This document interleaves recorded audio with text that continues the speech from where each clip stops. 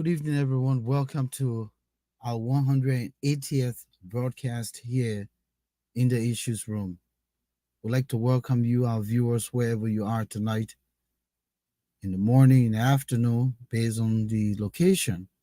We say thank you for joining us here in the Issues Room, Facebook, YouTube, Twitter, LinkedIn, and on our Issues Room page. This evening, we're going to have a good one. My name is Volcano Shelton. I'll be joined shortly by my colleagues Moses Sandy and Alphonso Yeno. And this evening we'll also have a guest discussant in the house, Ambassador Laramont Yonton. He'll be joining us here as we look at the campaign messages of President Weah, the incumbent, and the key opposition candidate, Joseph Yuma Boakai. What are they telling the people of Liberia? How are they selling themselves? Is it just a mere message that has no meaning? Or are they telling the people what they'll do for them? We're going to be playing some clips here and there and then discussing so that you, our viewers, can have your own opinion about it. And this is a series, as we said, we're going to be doing toward the elections. It's not just Yuma and Opon. Let me call them by their nickname or middle name. But it's also Cummings and Gonglo. We're looking at the forerunners, the key guys in the picture. But tonight, it's the president and the most popular, the man who everyone claims will beat Mr. Weah. So we'd like to welcome you. It's Friday, it's Tuesday. That's when we come on, but the day is Tuesday, October 29th. Thank you so much for being here with us this evening. And we say thank you to Raymond Clark for joining us. Let me go back studio now to welcome my colleagues, Moses, Alphonso. Good evening. Good to be here. Forger Moyu, welcome as well. And we have a discussion, as I said. We'll come back to him shortly. But in the meantime, gentlemen, here we are again with this presentation, the 180th. We're getting there. Thank you. It's a pleasure to be back in the issues room as always. So let me say welcome to my friend and brother Alfonso. And let me also extend greetings and welcome message to the many viewers who are out there. Just do us a favor by sharing the link. We want you to share the link because tonight we have come again to educate as we have always done. So it's a pleasure being here this evening. Thank you, Moses. Thank you, Volcano. It's always a pleasure being with you guys because I know, I look forward to the show because I know it's going to be an animated, very interesting, and educational conversation. Most of all, it will represent a significant contribution to our country. So I'm happy to be here and urge our viewers to listen and also to bring people because it's always an educational show. Thank you. Glad to be here. Moses, happy to get you back, man. Yeah. Thank you. Thank you, Moses. And I Sure. can see you're in your black suit, so it means you're mourning. You're Yes, gonna I do the am. only thing that people to do for a whole year. Uh, no, I'm not gonna be doing that for a whole year, but I'm gradually healing, and losing on its sibling, it means a lot. Yeah, it means a lot. It Thank makes you. But I've gotten to the point of acceptance. No, absolutely, man. The Yeah, older you get, the more you better understand death. yeah, Because you know that it is a path that every living thing will with take. dread. Yeah, There's no way around it. No matter how painful it is, no matter how much you love that person, when God calls them and they have to go, nothing you can do. If you yeah. can do it for yourself to save yourself, who can you save? It's just an existential part of living.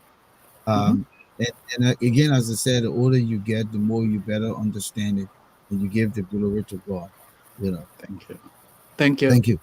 So, Hmm. gentlemen, what's trending news quick before we roll, so I can bring in our guest discussant here tonight. Yeah.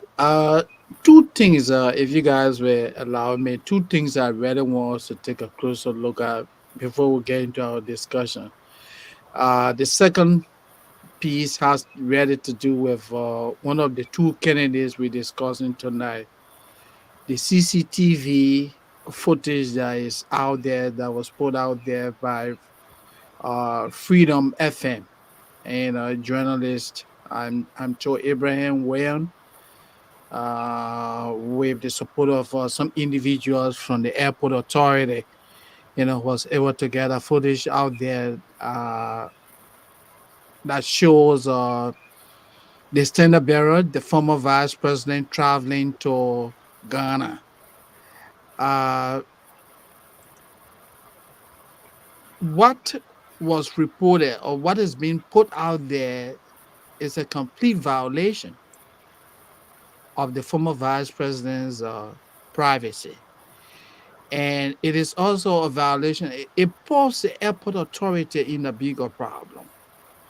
Because Volcano, when you decide to travel to Liberia in and out, it is a private decision that you make.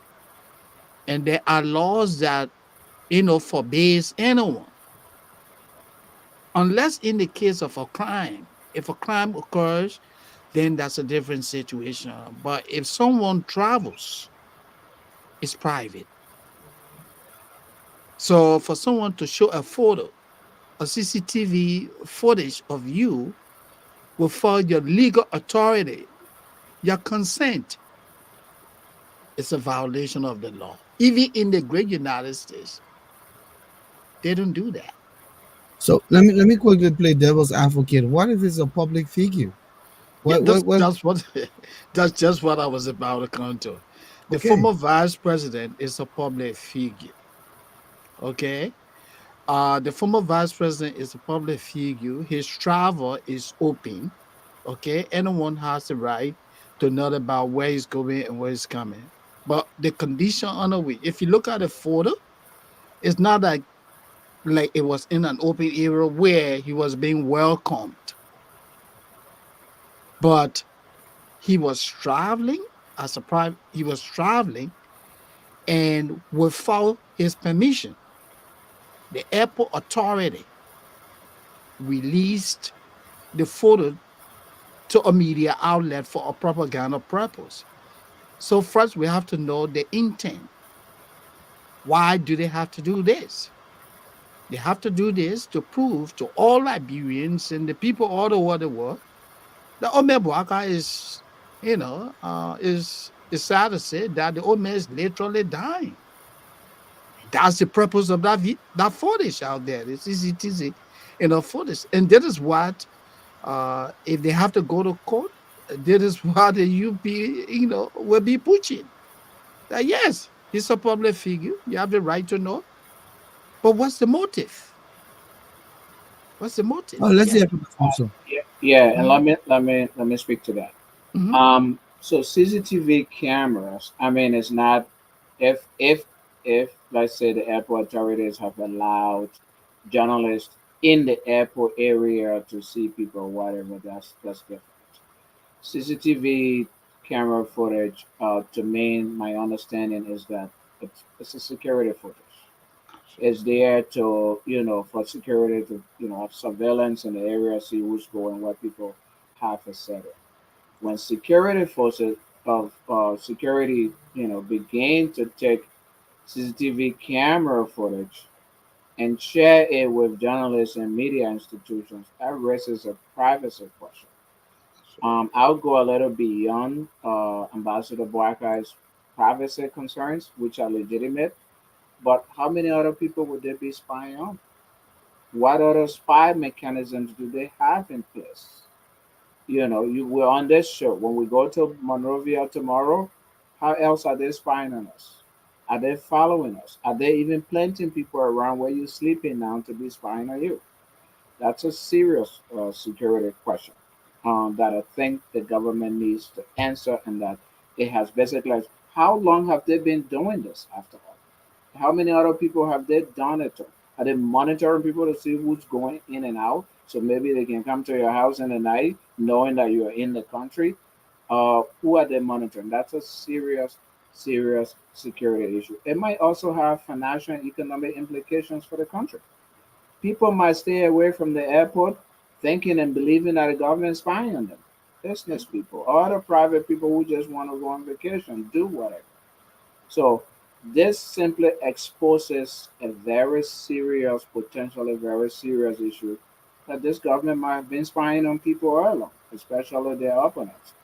My understanding, talking to somebody about that today, is that what they did was they took the CCTV camera, slow it down, so that you can see that so That is the former when they vice put in president. Yeah. slow motion, then Mhm. you're not walking right, then you're walking slow or zigzag to then create the public impression that this man is very, and that's exactly what I saw the Facebook posting from Weah. Somebody posted that's exactly what he said. Oh, the man couldn't even walk. You look at the thing, he walking slow, he not walking straight, he not walking right. Some unity party people are saying they took the footage, they slow it down to create the impression, and That then he gave said. and Mhm. then gave it to this media institution that's owned by the deputy director of NSA. It was the media institution that broadcast it. So there's a lot of implications involved in here. NSA director, radio station, is broadcasting a CCTV footage of an opposition figure. How many other people are they spying on? How many people are they collecting information on and storing in their archives at NSA and other places? That's serious to me. It just Before we speaks. continue, let me bring Yeah, Moses. Let me just bring the yeah, go guest ahead. discussing. Since he's Mhm. not a guest, maybe he will weigh Yeah, in. Let yeah. me bring in Mhm. Laramond Youngton. Mm. Laramond, welcome to the Issues Room for the first time. Good to have you, young man. We followed you. We know your work, and we know what you do out there when it comes to your political, analyzation. And so we thought to invite you here tonight to join us, since this conversation is critical to October 10th, and we wanted to hear from different sides of the aisle. So thank you for accepting our invitation to join us here. My colleague Moses and Alfonso are here with us tonight. Thank you, Fakino. It's a pleasure being here. I want to say hi to you, Moses and Thank you. Alfonso. It's an honor, and I want to particularly thank you both for the level of sacrifice. It's an important part of the puzzle, the fun part of the national discourse, especially in this crucial time of Liberia's history in redefining and shaping the narrative. So I'm very grateful. It's an honor making a debut. I always follow the show, so as a matter of fact, I've been a family beyond the scene. Thank you. Thank you, Thank Mr. you. Young. Thank you. Thank you. Welcome. Mr. Welcome. Yonton, welcome to the issues room. So like Volcano, just to piggyback on what Alfonso said earlier, anyone looking at that CCTV footage out there, it just speaks to how low the administration has gone. And the insiders of the administration, the error they are making is that they are proving to Liberians the desperation of the leadership to retain power. And they are proving to the many people, that even their own supporters, that they have no record to run on. Why do you want this man dead? Why? And guess what? This CCTV footage we're talking about was shared even by the president's special aide, Sekou Kolasco, the deputy minister of finance, and other senior officials of government. So then what's the motive? But if you remember the last time Mr. Abalo was here, when I Mhm. mentioned the conflict of interest in government officials owning media entities in the country, and Alfonso was putting in hand, he said 2 for 2, they were against them, they were against them. These are the things now that manifesting why Yeah. a man who is enjoying government salary, Mhm. who's supposed to be serving the cause of the country, owns a radio station, and has the authority because of his position to subpoena Yeah. or to take away or to ask the airport authority and say, my man, send me the You hear video, me? right? Yeah. Mhm. And then sends it to his personal radio station or Mhm. TV, whatever it is, and then they're out there with it. Wrong with it. That is why. Yeah. Okay, go ahead. No, Go I'm ahead, saying Alfonso. it. Now I was trying to clarify. No, he doesn't have the authority to subpoena or to ask for it. I mean, I thought Neither, when No, I said no, maybe no.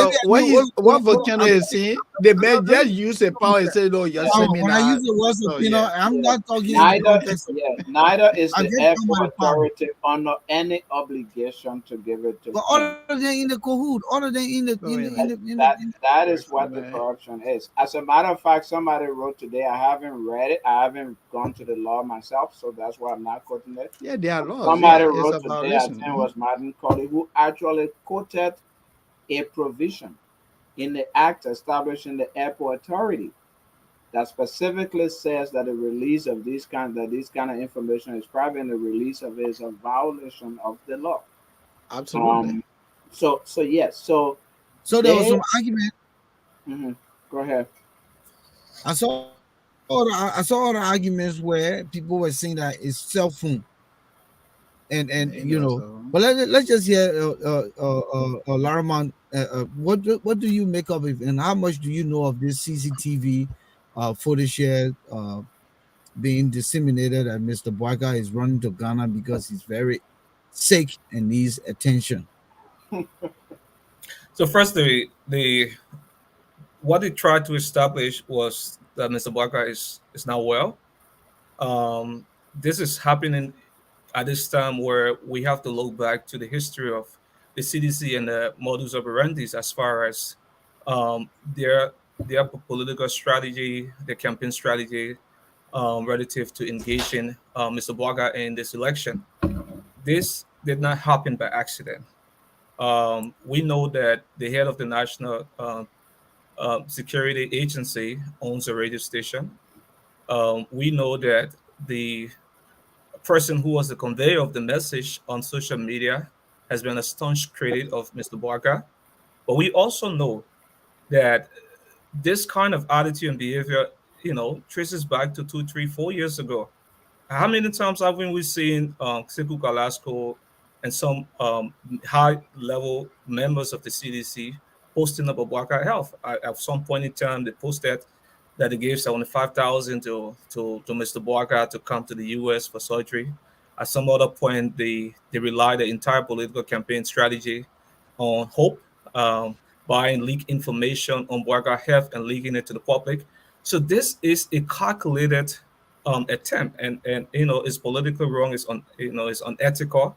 But beyond that, I think the Liberian people are very very resolved, and it's a good thing that we saw a few days ago that the chairman of the CDC posted that the more you talk about this man's health, the stronger he bounces back, the more the people gravitate to him. So there's a shift in the national appeal, and CDC have to accept that. agree. And Wow. I did speak to somebody, two people, one of them in Ghana today, who actually said that it's not true that the woman is not well. That there's a meeting that he needed to attend in Ghana, and that's the purpose of the trip. And this gentleman I spoke to I would say an hour ago, so I spoke to him when I was on my way back home, rushing for the show. Even has an appointment to meet with the woman in Ghana tomorrow. So they spoke briefly today. The woman called him and they spoke briefly, and they're supposed to meet tomorrow in Ghana, according to this gentleman. He doesn't want his identity disclosed, but he's trusted, he's credible. We worked together for a very long time, and I know that um, he has been communicating with Omen Boakai because I know their relationship, so I trust him. And he's in Ghana. I know he traveled from here and went to Ghana recently. So and we spoke. We just spoke. He just called me Let me from just there quickly remind folks. about an hour Let ago. me just Yeah. quickly remind folks here tonight to please share the link, invite others to join the show here tonight. Flomo Livingstone, the honors is on you to share the link for Moyu, Alan Sumo, Raymond Clark, all of you guys here tonight. Continue to invite others in your platform, on your page to come and join us here tonight. It's going to be a great conversation. So yes, that led to Res Moses, the last trending news, so we can move on. Yeah. Uh, the last trending news that I would like for us to read it, discuss briefly. It has to do with the former CEO, Chief Executive Officer of Spoon Communication Network, Mr. Stanton Witherspoon. Um, Last evening, it's an open secret. Let me just say, it's an open secret that Mr. Witherspoon is currently dealing with a serious legal matter in the United States. And if convicted, even though he has pled guilty and there's a scheduled sentencing hearing in November, he runs the risk of going to jail for several years. Now, that is what that caught my attention last evening. I saw a video that emanated from a social media podcaster, Pete Cook. And Mr. Cook was out there telling Liberians globally that, hey, please don't talk about Mr. Witherspoon's case. It is something that happened in the United States. We want you to pray for Witherspoon. Uh, uh, don't talk about his case. It's about America. You know, Mr. Witherspoon has the right to talk about Liberian politics. He has the right to discuss the issues in Liberia. But please, my people, I don't want you to talk about Mr. Witherspoon's, situation. So as I listened to him, I said, you see, this is real hypocrisy. But anyway, Pete is not a journalist, so he doesn't understand what he was saying. uh Mr. Witherspoon runs several, I shouldn't say several, but he runs like 3 or 4 media entity in Liberia. So in Liberia, he's considered a media guru. He's one of the most, prominent person in Liberia. For the fact that he's a prominent person, anything that has to do with him is news. Just as Mr. Witherspoon is discussing Liberian politics, he's diving into the issues of dishonesty in Liberia. The people globally have the right to know who is Mr. Witherspoon. What is he doing? What are the issues? What is the current status of his legal matter? So for Mr. P to tell Liberians, hey, don't do that, go to the church and pray for this man, it just tells you the kind of society we come from. You can't cherry pick. You don't tell Mr. Witherspoon to discuss the politics, delve into the issues of the CDC, talk about Mr. Weah and his dishonesty. But when we come to you, we will look the other way. That double standard. So I just wanted to let Mr. Code know that what he said last night was inappropriate, and he need to come publicly and apologize to Liberians that he misspoke. Yeah, that's my view on that. Yeah, Moses, I think beyond Mr. Witherspoon being a public figure, um, the case itself is a public case. It's in the media. It's being broadcast. It's on the websites. It's on the prosecutor's website. It's on the Justice Department website. It's all in the media. So it's difficult to tell people not to see it, not to talk about it, and not to discuss it. So I wouldn't even put a lot of stock in what Mr. Cook said or might have said. It's immaterial. I don't think that's going to stop anybody from talking about it or from discussing it because our courts are open in this country. Court records are open. You can sit down in your house and go on the court website and find anybody, court case or any information. So I don't know how he intends to stop people from, talking about those issues. So I wouldn't even put a lot of stock into it. I have one training issue after maybe Mr. Youngton comments on this if he was going to. I followed the case so far. I think we all agree that is a grave allegation, is a grave case. He resumed his right to innocence until he's proven guilty. But the man It's already said, answer, hey, man, yeah, but man, how you yeah, this, yeah, this, man, yeah, I heard that he pleaded guilty too, but there's one thing, So he not presume innocent yeah, anymore. it's just quite recent, but it's but the point here is that it's easier to see why people, especially from the Liberian community, I politicizing this, even though it's a personal matter here in the U.S. and he's going through the legal process. It's easy to see why because he has been very involved with the politics, in the country, and he has, managed to own a number of media institutions. So, but we're looking forward to see what comes out of it. I try to not speak directly to the merit or demerit of anything that's happening with Waterspoon, and we just wish him all the best.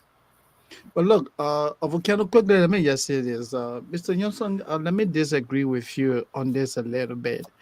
I heard you say that Mr. Spoon's case is being politicized. I beg to differ. Waterspoon, like I said earlier, he's a prominent person. His life has become an open book. Just as he's delving into the lives of other people, the people also have the right to know where he sleeps, what he eats, because why? He's a newsmaker. This has nothing to do with politics. It's an open secret that he's being investigated for reported dishonesty. And he has also been reported, and he has never come to challenge what is in the media that he ever pleaded guilty. What we are told of now, he has a scheduled court. He has a scheduled sentence hearing in November. So this is nothing about politics. It's just calling a spade a spade. Let me come in. Let me just throw my weight in the matter here. Mhm. I think everyone is entitled to how they feel about it and the sentiments around this situation. I empathize with the situation of Spoon. But Spoon continues to make the same mistake over and over. Spoon should have gotten away from media, go in a little corner and stay there until the case is over. Then he resurfaces. Because he's only, making, I mean, it's like a character battle he's fighting. He's trying to make himself a popular figure, delving into the national issues of the country. And of course, he's right. It's his right. And of course, the issues in the country require some kind of attention. But in the same token, he has attention. He has a halo of a serious crime over his head. We're talking $114 million in excess. That's a lot of case on his head. And the fact that he's already agreed that he's guilty of these charges and waiting to see what his fate is, he should just go quietly and let Uncle Pete bring all the religious people as he begging so they can pray. And I will pray for my man. But you continue to say, act like it's normal. It's not normal. Larman, you and I know it's not normal. No, it's not. When It's Uncle not. Sam yeah, yeah. So that's my advice. And the more he continue to be out there, the more he puts himself under what I would call consider scrutiny. And Yeah, a public lot of scrutiny. people Yeah. don't like the fact that he's out there trying to discuss them. And it's just what we consider, like Moses always used the word hypocrisy. That's what it is. You got a serious 140 million crime on your head, and then you're talking about other people on the issues. So where is that equilibrium here? And how Yeah. many people gonna take you seriously? So my advice is Spoon is listening to me tonight. Oh man, pack your thing, go sit down in the corner until you hear your final verdict, and we all can go on our knees and pray for you. That would be my thought. And Rather than, some I because at the yeah. end of the day, he creating more noise around himself. absolutely. Just thinking about it. And I wanted to quickly say that um, at this point, it's not a private issue. It's not a personal issue. It's not a private issue. It's a public issue for several reasons. One of which is that the allegations are that he fraudulently provided licenses to people who then went ahead and practiced medicine without the training, which is a public safety issue. We don't know if anybody got hurt in the process. We don't know if anybody, God forbid, died in the process. That's pretty serious. It could have been any one of us, any one of our relatives, who any of those untrained nurses might have treated or tended to. It might be difficult to find out now if any harm occurred to anybody or any family out there. So the public does have interest in the case because the public is wondering, do I have one of those nurses in the nursing home where my old mom or my old pops is? Does one of these nurses give me medication in the hospital? Like what's going on? So it's a serious issue. So I wanted to add for Canada, in addition to the amount of money that was allegedly made out of it, it's also a public safety, public health issue, and that makes it But the even. last thing I want to ask so we can move on is that how about the people who were victimized, who got a degree, Laramon, and now can use these degrees, and that they Yeah. have to start like over, but man put a 15G in pocket here and none of the shit. You know? They And, live and, on, and they live, look, they live on Volcano. luxurious. No. They live under luxurious circumstances, flying private jet here and there. How? I mean, mansions in the Burlington area. Also now. Eh? You know people also on their knees praying. You think Of unmute course yourself. they are. People on their knees praying that oh look at the man, look at the situation he's pouring in and start left Yeah. home. Look, So we'll Volcano. see. I We'll mean, see which group. We'll see that's which this. group. We'll see which group God will listen to. The one that I say, "Tough on the one I say, freedom man." We'll see. But look, My man, Volcano. Spoon of a man. I've never met Spoon, but I like the stance he's taking. But I think at Yeah. this time he's pushing too much. Let him just go in private and just pray for this thing to be over. He can bounce back. That would be my position. Honestly, if I Yeah. were in that situation, my man, I would just stay in my Yeah, house I quietly. agree. I agree with you, Yeah. but sometimes you Yeah. just have to leave the scene. I think that's one of the things that Waterspoon struggles with. He liked the show. He liked to be on the camera, and I think when that happened initially, there were a few times that he was away from the show, but it did not take long. So I agree with your position on this. So And, quickly, I and, got my own. I look, got a quick Alfonso. trending Alfo- issue. yeah, Alfonso. Yeah. I beg you, man, quickly, man. Volcano, I just wanted to provide a little information based on what the victims, right? Mhm. I know of a gentleman who is a victim. This guy, he had to take a home equity loan. He went to Spoon School. Hmm. He paid $15,000. Oh my God. When this story broke, he was terminated from his job. Amen. But Now hold he on, had Moses. to struggle, Hold on, yes. Moses. The man eat Yeah. his salary. The man got the money back. And nurses said the opinion that $48, But man, $45. but man, you know when The you man got the take money loan, when you take home equity loan, they give you a time period to pay, right? So now the man is paying the money gradually, and then trouble comes, he still has to pay the people money. He run the back. risk now of losing his home Yeah, because he gave Waterspoon the 15 but G. he's not a But you victim, see, Moses. he's not a victim. Yeah, He was aware. He was aware that he was going into a fraudulent arrangement.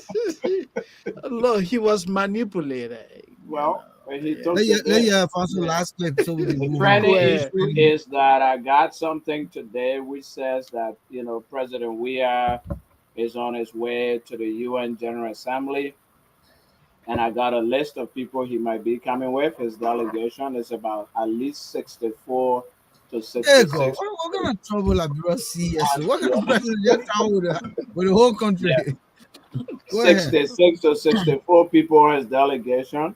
There are some prominent names here. Mose Unman, Jomandi, Sekou Kalasco Jomandi. The woman, what her name?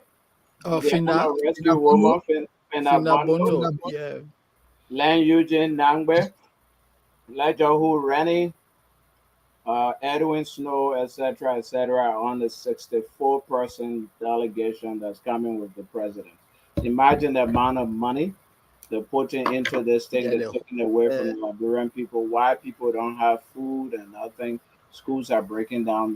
He's bringing a 64 to 66 people delegation to be in hotels to get per dimes on the backs of car the rental and all of Liberian that. people. Yeah. Exactly. Yeah. And this is what I always talk about. When they do stuff like this, They just gave the people of Liberia the courage to unseat the government politically. You have not paid the people for months. You come into the United States, you're in General Assembly where you will come and talk for at least 8 or 10 minutes, a speech that you've been rehearsing for the past 5 months. You're going to come and read at a third grade level. And at the same time, you bring 64 persons with you. What is the essence of Sekou Kolasco coming to the United States? To do what? To take picture. To take picture? Yeah. What is let me Sekou Kolasco coming to do? let me, let me hear from Larima. What do you think, Larima? And this has been the modus operandi This of the president with these Yeah, Yeah. elaborate trips and all these delegation. people, Yeah, and they're the same people recycling with him. the same Is there people. Yeah, another scheme? And I thought it was another scheme of where they get paid because the per diem yeah. and the Mm-hmm. the lucrative checks they get. Matter of fact, they don't give back any report. No, No. We had a we had a brother here the other day, but when he worked at the Ministry of Agriculture as because yeah, I believe he was controller or something yeah. or deputy or Chief something. finance He said, officer. So yeah, yeah, yes, he talked about where these people get these monies to go and they just spend it, but they don't come back with no receipts. no You know, receipts. even if they didn't use it, they just come back and it's in this business as usual. How do you make all of this? This president continue to take all this money, private jet, bring all these people, doing nothing. A message, like Moses said, he practiced this message for 5 months. You're going to come here and read a 10 minutes message for 45 minutes, and you bring all these people to do what? What are To they do coming what? for? Mhm. Lariman? so this trip will cost the country anywhere around um 1 million to 2 million. Look at You that. have 10 senior level government officials. Let's remember the president gets 2,000 every day as incidental.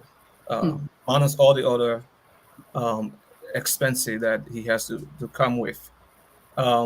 Every time history have shown the last 2, 3 general assembly that the president attend, the president spent up to 20 to 30 days, almost a month.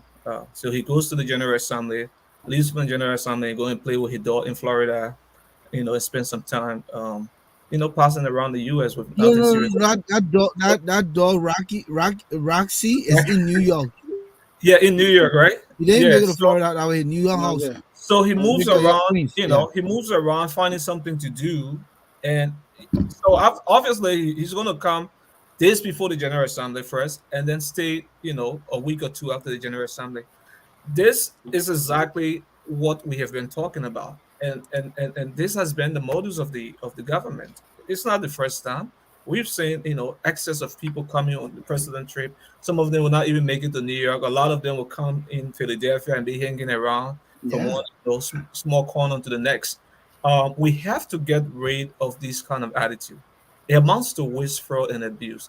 And that is part of the fundamental reason why Genevieve is very clear about his determination and commitment in ensuring that we end the culture of impunity in Liberia. Because I think for a government to function and work for the people, the bedrock has to be based on accountability. And we are not afraid to say that when this administration tenure comes to an end, one of the fundamental steps we take to creating public trust in the government and institutions of government is to ensure that there is there is audit on the past administration, and that is one of the determination that will usher in to move Liberia in a fundamentally new direction. Very Thank quickly. The Yeah, I think you're 28, right. I think. that, Oh, yeah, okay. Go sorry. ahead. The 28 special agents on the trip, security people, 28 of them. And so, again, Faso, if I can just come in on that, Yeah, right? yeah. Okay, I The was just giving you a breakdown, yeah, but go ahead. yeah. The mayor brings in 28 security officers. Yeah. What is the essence? When he arrives in the United States, the Secret Service takes on his security. Why bring all these 28 people to come and hang around in Philadelphia? Yep. Yep. Yep. I Absolutely, they will do nothing. Secret Service going to take on that responsibility. Absolutely. Go Absolutely. ahead, Alfonso. No, yeah, 28. And then, as Yonton said, high level government officials, including two senators, uh, the two ministers, the Minister of Information and the Minister of Foreign Affairs. Jefferson Koji is on the trip. So, the Jefferson Koji, minister, three minister. Minister of Defense is on the trip as well. So it's Minister of Information, Minister of Mhm. Foreign Affairs, and Minister of Defense. They're on the Okay. trip. So And, again, what are they doing? Well, it's like my friends, they like go hang out and have fun and use the people money. yeah. And as Brother Johnson said, the president in it that $2,000 he gets is just to put in his pocket. It has nothing to do with where he's staying and the food he's eating. The government still pays for all of those. Hmm. So, and then every high level government official, based upon your title, you get 1,500 at least on a daily basis. So the Wow. ministers who are coming and all of those people. So he's right. When you do the calculation, it's more than $1 million, close to $2 million that they're coming to spend of the Liberian people's money with no accountability. I know But of that's just I the know of money. other That's just the people go ahead. who have returned money when they go on trip and they didn't use the money to go back and return it. I know of two people. Samuel Kofi Woods when he was Minister of Labor and Tiawan Gongolo when he was also Minister of Labor. Both of them said we went on this trip. We didn't use the money. Here are the receipts and here's the balance money. I want to make this But point That's in good. the, Yeah. because That's you good. talk about yeah, that. Yeah. but in the same token, I want to add while we estimating 1 million to 2 millions, that's just the legitimate amount that they say they will claim that Hmm. if there any audit they will report. How much Yep. about the other money that they're coming to Absolutely. go on the shopping spree Oh yeah, on go their on own shopping personal, spree. Yeah. yeah, Yeah. and do other things. But gentlemen, listen, we spent time on this, and unfortunately, the president has not learned, and I think he thinks that he has it all. So let's go to his first clip here tonight. And I thought this is just part of what I consider the football campaign, you know, and I call it spade a spade because in these critical times of our country and what we need to do, the messages in campaigning should be precise, should be uh, important, driving the agenda, letting the people know what actually they need. It means that you have had your team studying the situation. When you write campaign messages or when you go to make campaign speeches, you want to know what the people are going through, and your message should resonate with them. Well, listen to this.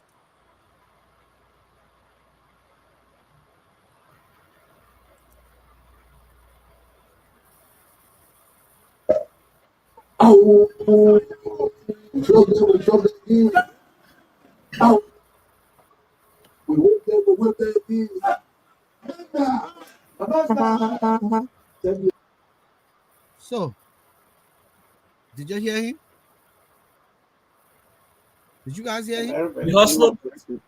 He was breaking, but Huh? Yeah, I a got little bit. Okay. it We was flogged Uh, them. breaking. It was breaking. How coming? Okay. We we'll beat flogged them them. again. Yeah.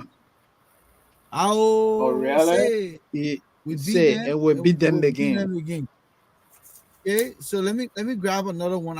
And I want us to just kind of hold on to that one. Um, yeah, jump. Okay, but let's just talk about that while I try to find that one quick. Um, So I would say that really this campaign has been largely devoid of any policy discussions and prescriptions as to how to address the problems in Liberia.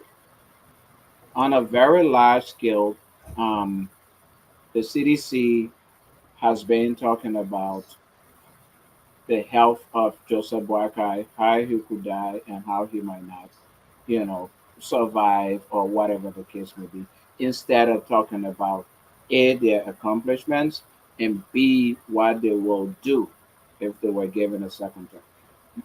Talking about that has been relegated, talking about policies and programs and agenda has been relegated to basically Boakai's health, which I think is unfortunate because these are very critical elections. Liberia is at a very critical crossroads. And I think people who want to be leaders or remain leaders of the country must commit themselves to identifying and addressing the challenges facing the country and the people instead of just name calling and wishing that people die. Wishing your political opponents, evil, wishing that they get sick, wishing that they die, is simply the basis, the beginning of trying to set up death squads and stuff to go after them to eliminate them. And that has been a problem in our political history and political histories across Africa. And I think we need to get away from that and begin to understand that politics is about competition of ideas and winning the hearts and minds of people, not wishing. It's not about enmity. Your political um, uh, opponent is not your enemy. It might be that you guys have different views or different ways of getting to the same place, which is helping the people. I don't see a lot of that, especially from the CDC, from touching casket to showing photos of people dying. All of those things, I think, is distasteful. I agree. I agree. Since the campaign started, the CDC has not been able to clearly articulate its agenda for a better Liberia. All they have done to come and continuously blame the Salif administration for not doing this, for not doing that, and showering praises on Mr. Weah for things that he just cannot claim. He talks about being the most achieved of the most accomplished president in the history of Liberia. That's absolute falsehood.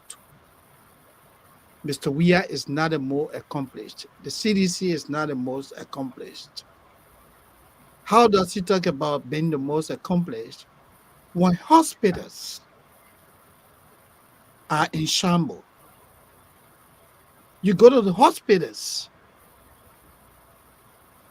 shortage of drugs, shortage of medical equipment, staff not being paid. When Mr. Salif ran Liberia, hospitals had drugs.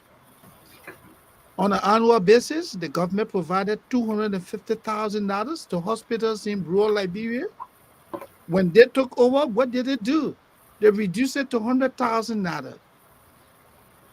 Yet, not a dime has been delivered. But the government claims to be what the most accomplished. That's absolute falsehood. Education in trouble. Public schools are folding up. No teachers. Salaries not being paid. Supplies, school supplies not provided.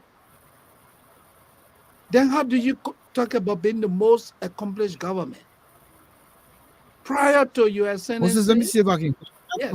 sleep. Okay, let me hold Mhm. your thought there. Let me see if I can Sure. add this Yeah. to Go ahead.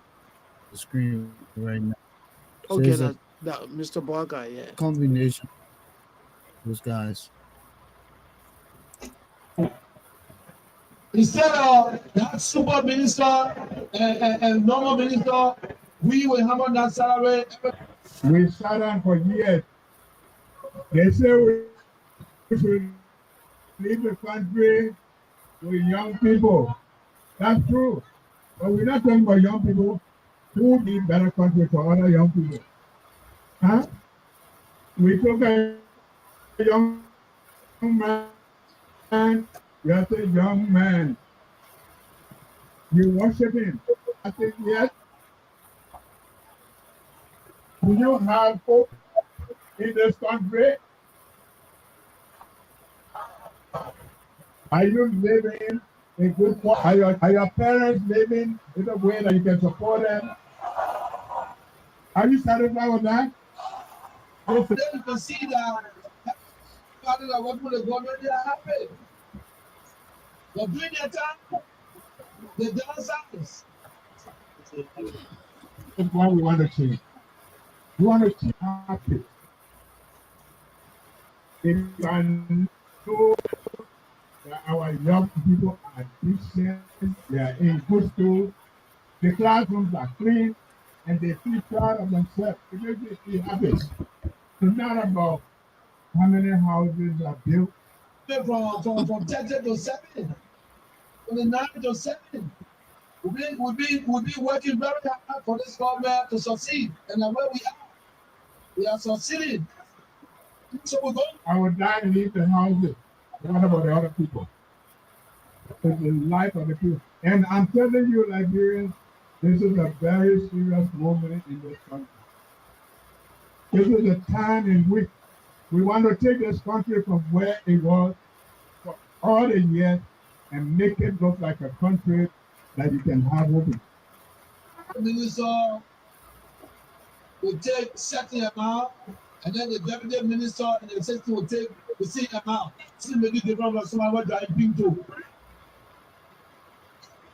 The government Pinto is a system, and that's what we did.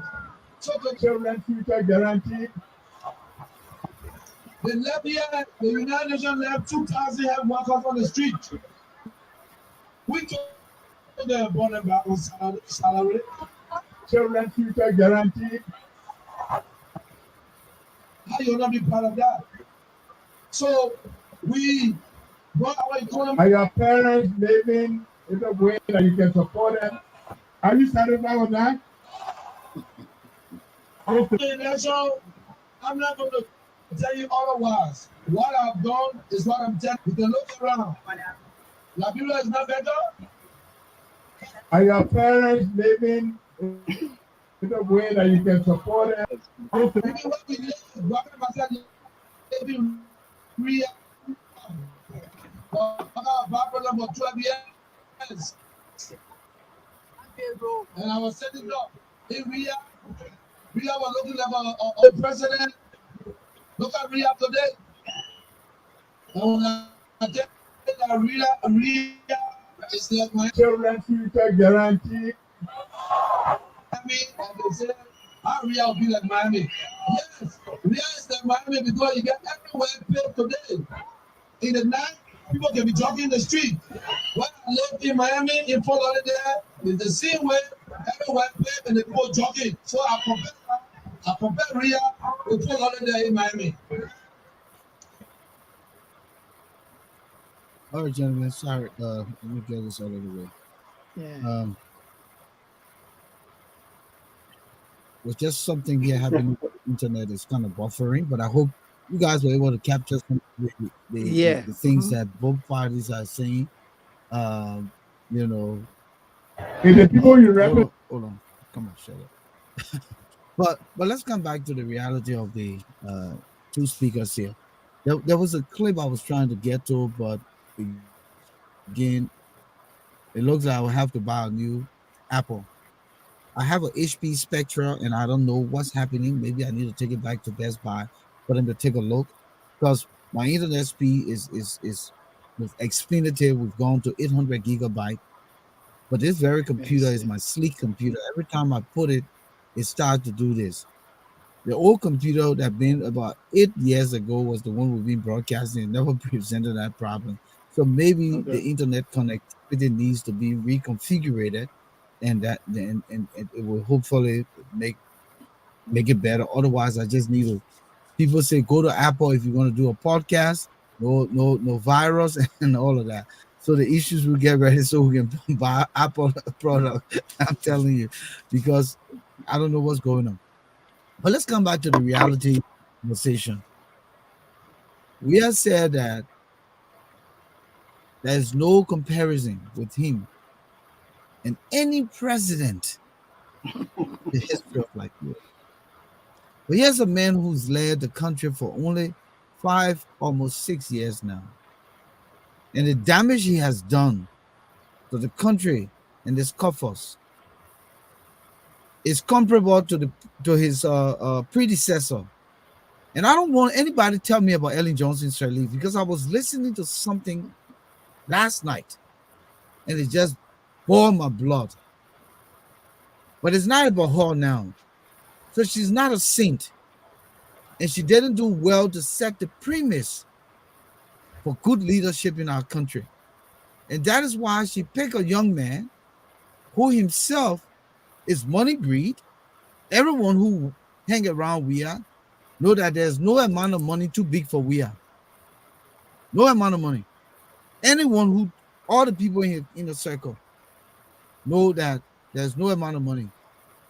So, how do you make this emphatic statement that you're the best president of a country that has been around for 176 years? And we can go back into time and look at the track record of presidents who've rather done well. Why it is true that we all think that Turbo was speedy and he was in a developmental mode, even with his toppling and Doe coming to power, Doe did a lot of development in the country as well.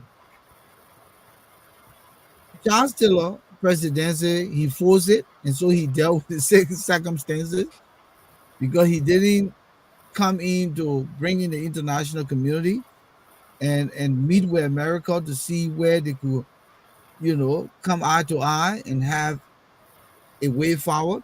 And so he brought his own Austin out of the country. Here comes the darling mother who had worked in the United Nations, built some clocks, went to Harvard, all of those big stories about her. And she comes and play with the different laws just to enrich she and her cronies. And I continue to say this. And then she takes the country and give it to a young man who squandered his own resources. And he wants to talk about somebody squandering 12 years. When this vice president talked about we squandered 12 years, he didn't recluse himself. That's what leaders do. And I'm surprised because I studied leadership at a doctoral level, and leaders don't stand in the corner and point finger to the followers. Wagner's assertion that we squandered 12 years. He could not take himself from a president who was highly corrupt in her leadership, who did a lot of corruption in the country. And nobody can come here and put a gun to my head and say that Ellen Johnson Sirleaf is not corrupt. Even her interview with the journalist of Al Jazeera, she started to attack the man instead of answering the question. So that tells you she herself was not clean. But the point I'm driving here is that why this poor country, and I use the word poor because we are in the when you look at our developmental, purview and the picture we present, we're very poor. But we're endowed with the greatest of gifts and natural resources and the things that can change our country. Only bad governance. And even Ellen coming and doing this whitewash to appease the international community didn't do well for our country. And the letter she set in progress, she took and gave it to this young man who has taken the country backwards for another 50 years. And yet he continued to brag in his campaign messages. Here are the things that I want us to focus on. He talked about, I gave free education. But free education is substandard. I pay YFE and the students are failing. I built few hospitals. He said I built more hospitals, but I would say few hospitals. And those hospitals can't even deliver on anything that all of them are running out of the country to go to Ghana and other places to seek medical attention. Then he talks about building roads. And he's saying that he built more roads in Liberia than any president since 1847. Yeah. You understand me? And these are the things that he continues to tell the people. Gentlemen, Boakai, on the other hand, is saying that, can you really now take care of your family as young people who supposed to be working, and your old family member who is in, indigent condition, and you need to be taking care of them? No. Uh, do you think that this country looks better than it should be? No. Do you think that this is the future you want for yourself and the future of your children yet to come? No. Here we are tonight. Let's talk about some of these things, because I don't know how much of the message that Mr. Weah is bringing to the forefront when he say, "Oh, we flogged them before." You didn't flog Weah, Boakai. Ellen gave it to you. Everybody know Ellen gave it to you. Ellen, they're all gonna mango because she's want to protect herself. She gave it to you. I don't have a problem with this president. I have a problem with the way he leads the country. I have a problem with his lack of improvement for himself and what he wants for the country. That's the problem I have. We at the dire minute of elections, then you guys will have all the time in the world. I just want to make my point. Where we got months to election, I mean weeks to election, not months, but weeks to election, and he takes another delegation to come to the United Nations to give a message of 15 minutes and read it for 45 minutes, making no case because the people already know what's happening in the country. What are you going to tell them differently than what they know? I think the whole idea is to how you come and sell some of these kind of United Nations appearances are not are not important anymore.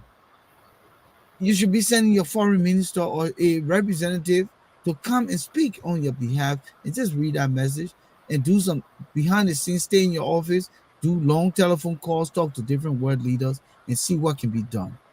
Then take a private jet. Somebody said we're talking about just a million to $2 million. That's just the money in the pocket. But we're not even talking about the private jet that he takes. They say is 100,000 per hour. Wow. So what is it that this president hasn't learned yet, and he's still asking the people for another term? I rest my case. And Let, let, let's give let's Mr. just say Yonton the let opportunity. Laramon come in with this. Yeah, Yeah, let him go yeah. ahead. Come in, Laramon. So I will begin where you start, right, by attempting to answer the question. What is it that Weah has not learned? I think there's one fundamental thing that Weah has not learned, and that is that he continuously overlooked the power of the masses of the Liberian people, as enshrined in Article 1 of our Constitution, that have the power to remove him, to alter his government democratically. And I think in October 2023, he's gonna see that rude awakening. Um, the the general premise on which the CDC was funded is a fraud. Weah himself has been a fraud. It's a product of fraud. And so it is clearly understood why the party is the way it is. Um, when they took over in 2018, January of 2018, they took over without a serious national plan. It took them almost 6 to 9 months before they came out with the Cocoa agenda for prosperity and development. And even at that, it was a copy and paste document. They didn't believe fundamentally in the overarching objectives. Um, they did not understand anything because they had no prior roadmap as to what they wanted to do with governance. And that's why they struggle.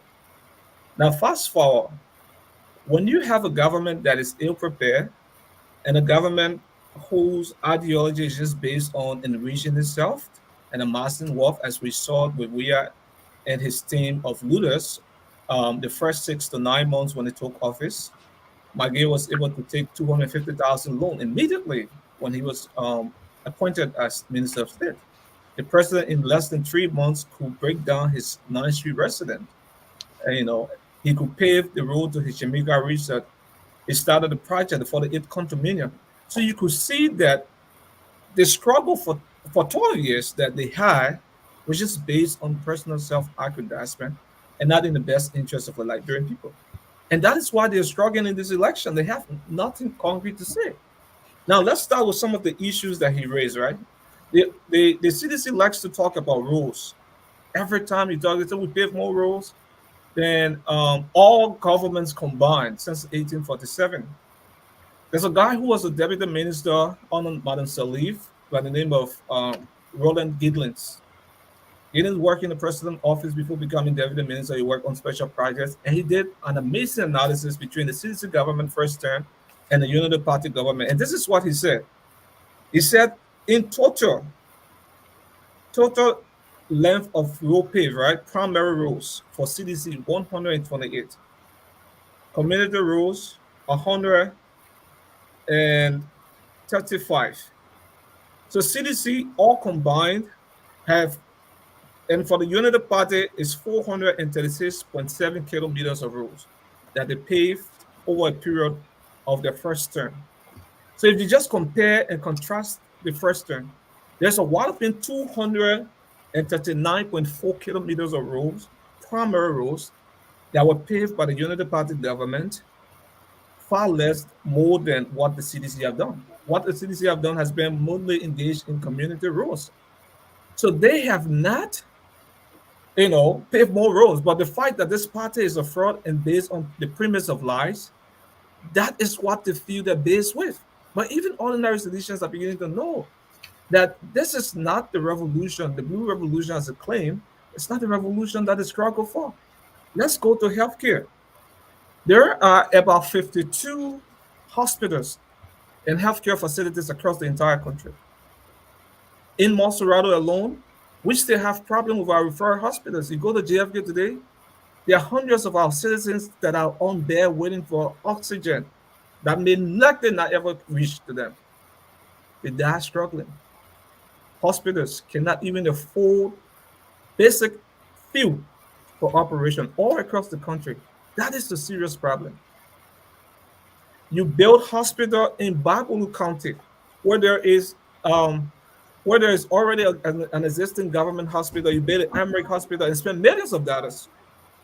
What happened to the supply of decent drugs? We're getting drugs from China and the Netherlands, Denmark. We spend far more on just getting substandard drugs to the country and in less quantity that we cannot even supply across other countries like River States and the Far Eastern countries. But you spend millions building hospital, and someone did a video just a few days. They went to the hospital and the building and the structure just standing. No workers up to now, no medication, and nothing. And at the end of the day, you boast of that investment in health. That's not an investment. That's a waste. That's a total waste. You talk about salaries. You harmonize salaries. People that are making $150 before you came to power, salary was reduced to as low as $35. And in your last nation address to the nation, before the national legislature, you said all along for 5 years and a half, you didn't know that these people are making $35 to $45. Now it is time to increase it because it's election year. So Weah has failed on multiple fronts.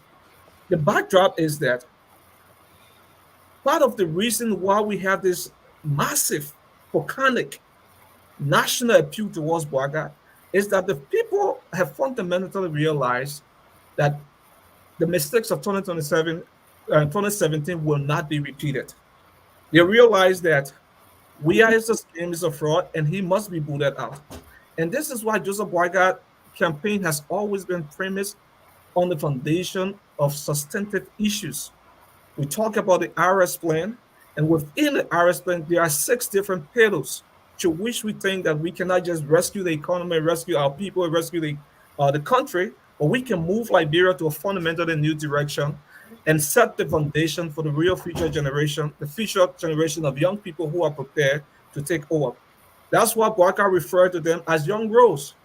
So the dynamics of this whole generational change before Ellen left power was a resounding campaign by most young people in the country that now is the time to bridge that gap between old leaders, national leaders, and younger generation of enthusiasts and progressives.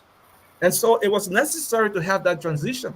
But not all transitions can be best fitting for the country, right? So that was a wrong transition. That was a wrong turn. and we will learn from the mistakes of 2017 and move our country forward. And I'll be open to to dive in some of the different payloads that um, Ambassador Barker has as far as his campaign plan and his plan for the country in general. Yeah, just before my colleagues coming quick, and I'd like for you to do that, Lariman, I would like for you to do that because it's critical. And we are pro-poor agenda hasn't gone anywhere. The people stay poor, everybody poor, So let's talk about that, but we'll come to that. Let me just quickly go to intermission. We'd like to welcome all of you here tonight. This is the 180th edition of our broadcast here in the Issues Room. We encourage you to join us here Tuesdays and Fridays as we discuss our country, particularly in these critical times as we transition, whether we're going to transition to a new leadership or remain in the old order. Is left with the voters, and all we can do here is to enlighten, is to draw the line between the left and the right. When a man say you cross that line with fight, that the line we're talking about here, the line that gotta keep both sides on the other side. But people need to make the case, and we don't think that a lot of people making the case here.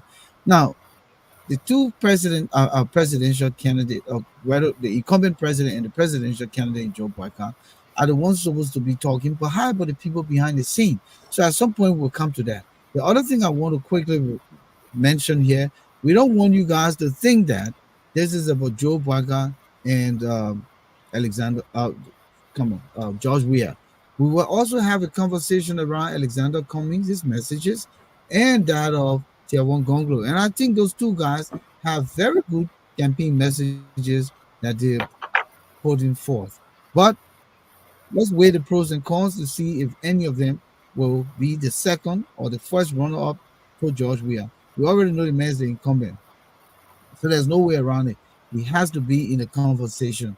So at some point, we will come with the other two candidates. For those of you who are supporting Alexander Cummings, those of you who are supporting Joe, rather, or Tiawan Gonglo, you will have your day to come and be a part of it and make your case. In the meantime, we're discussing President Weah and Ambassador Joe Biden, who is the most formidable foe to the incumbent. Again, Tuesdays and Fridays, we're here, 7 p.m. Eastern Standard Time. We encourage you to like us, love us, and follow us on Facebook, YouTube, Twitter, LinkedIn, and the Issues Room page. Thank you so much for your viewership.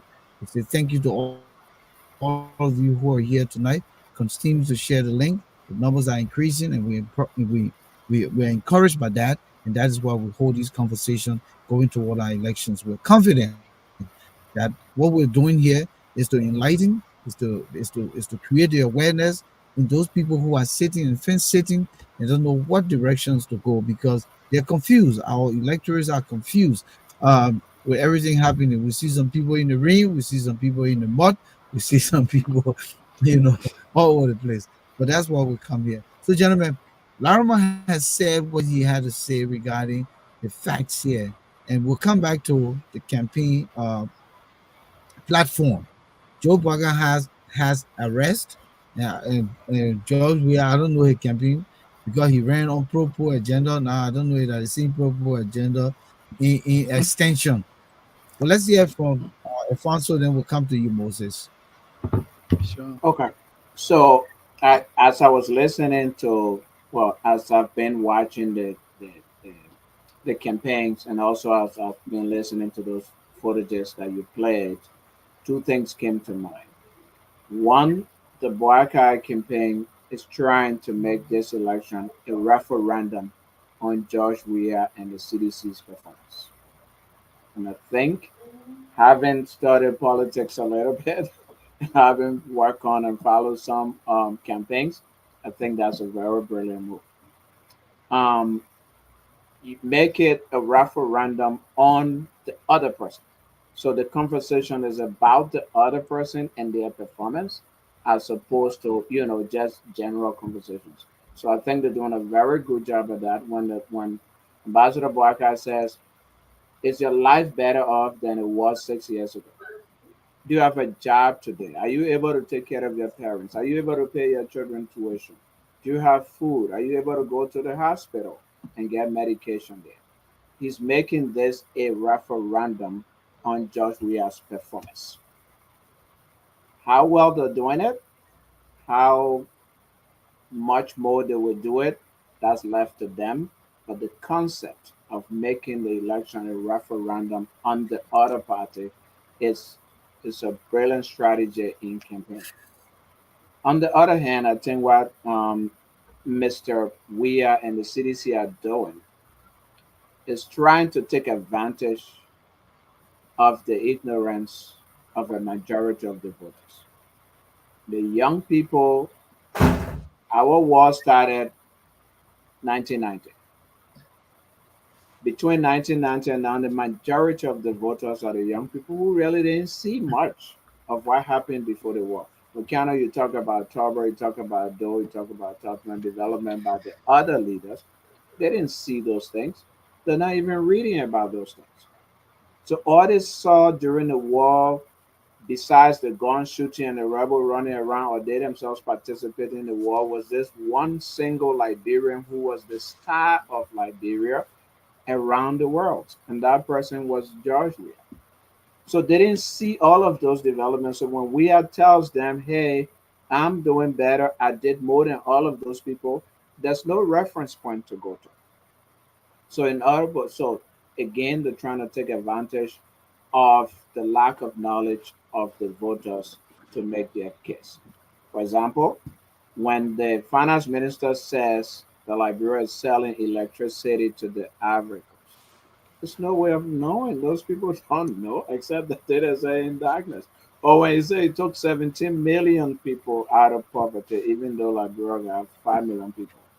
Or when he says he built roads and more roads and all that, the children don't even know the road network. How many, when this the guy Youngton referred to does this analysis, and Let us try. how many of them read that analysis? But I will end on this point. I think so. Give most and other people the opportunity. I think when you judge a government, the performance of a government, I think there are key points that you look at: education, healthcare, road network, electricity or power, communication or telecommunications, self sufficiency in food production, the economy, creation of jobs, the level of poverty, corruption, and accountability. And I think if you look at these key points, this government has failed or has just taken baby steps. Again, paying YFE is nothing. We're coming from war. Our education system is broken down. And you think taking $20,000 and paying fee for children to sit tests is how you revive an education system of a country? Then you must be joking. Then let's look at corruption and accountability. No investigation of the three officials who were sanctioned by the US for corruption. In fact, they are now running on the CDC ticket to go back in government. Other reports by the General Auditing Commission have not been looked at all. I mean, the outgoing U.S. ambassador even took one of the reports in his press briefing and said, "Look at this report, read it. There's a lot of good report, a lot of corruption, in it, but the government is doing nothing about it." 25 million US dollars was taken by the finance ministry, and they said they went on the streets and gave it to money changers as a way of getting money back, and some businesses. The people went to those money changers and those businesses gave money to. They said, "No, we didn't see nobody here. We ain't get no 5 cents from nobody." That's not true. A report was done, investigation was done by the General Auditing Commission. Has the president taken any action on it? No. $16 billion was printed and brought into the country. Disappeared. Have we, again, the Auditing Commission did a report and laid blame. Has anybody been held accountable? No. But the money surfacing now, the Yeah, of 16 course. billion surfacing now in the campaign Yeah, season. I just wanted it to campaign. That's on it. So again, all of these are happening while the people are suffering and struggling. I was talking to somebody the other day, and he said to me, he said he's a CDC man, but he said The women of River G County said that they are waiting and getting ready to receive President Weah in River G when he goes for campaign if he goes there. But they want him to drive to River G. If he drives to River G and gets there before election, they'll support him. That's a good one. I didn't know that's a no right there. Yeah, you can't drive there. The road break on the road Yeah. cut from Tapeta, Mhm. from Ganta all the way to Tapeta, especially rainy season. You can't even get through. The people feel neglected by the government, so they are saying, "Okay, come quickly." There was a superintendent in Sano County. I forgot his name. When the president visiting, they send the graders, they send generator to put power in the place. So President Taba was going there. They send public works to grade the roads and to put electricity. The man said no machine doing anything in this county here. The same way we're living, that the same way the president counted, the same way he will live. No machine moving. He stopped all the machine. Nothing was done. President Tubman got there. They all were in darkness. His motorcade drove on the potholes. They said, "What happened?" They said, "Superintendent stopped us." I guess that needs to happen. That's why the me on River G seems to be doing. Try on that motor road and get to us and contact us what you will do for us. Yeah, because we're struggling. Yeah, but look, you guys have said a lot. I would just like to talk a bit about some of the statement or some of the promises that Mr. Boakai, former Vice President Boakai, has made if elected, what his administration will do. And let me quickly make this known to everybody. I'm not speaking as a spokesman of of the former ruling Unity Party.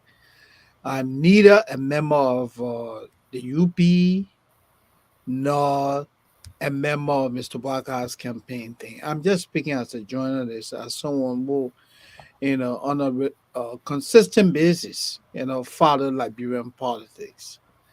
And let's begin with this. Volcano, when we keep president acting, people will show up at his campaign acting then. Is your life better than what it was years ago? And the people say no.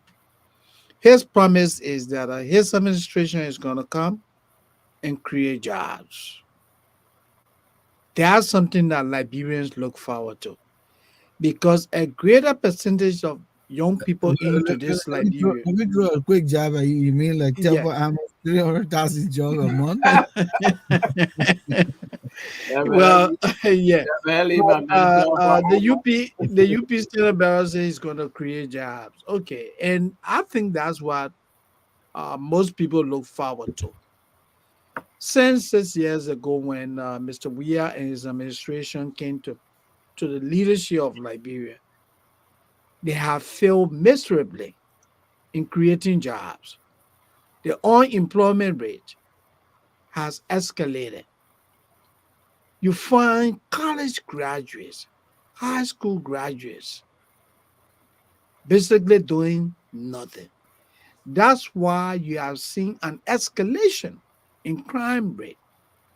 So to see anybody coming to say, hey, we will create jobs. Now, I think we need to give the UP a little bit of credit on this.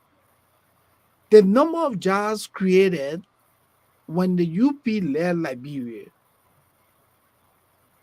far exceed what the current administration has done.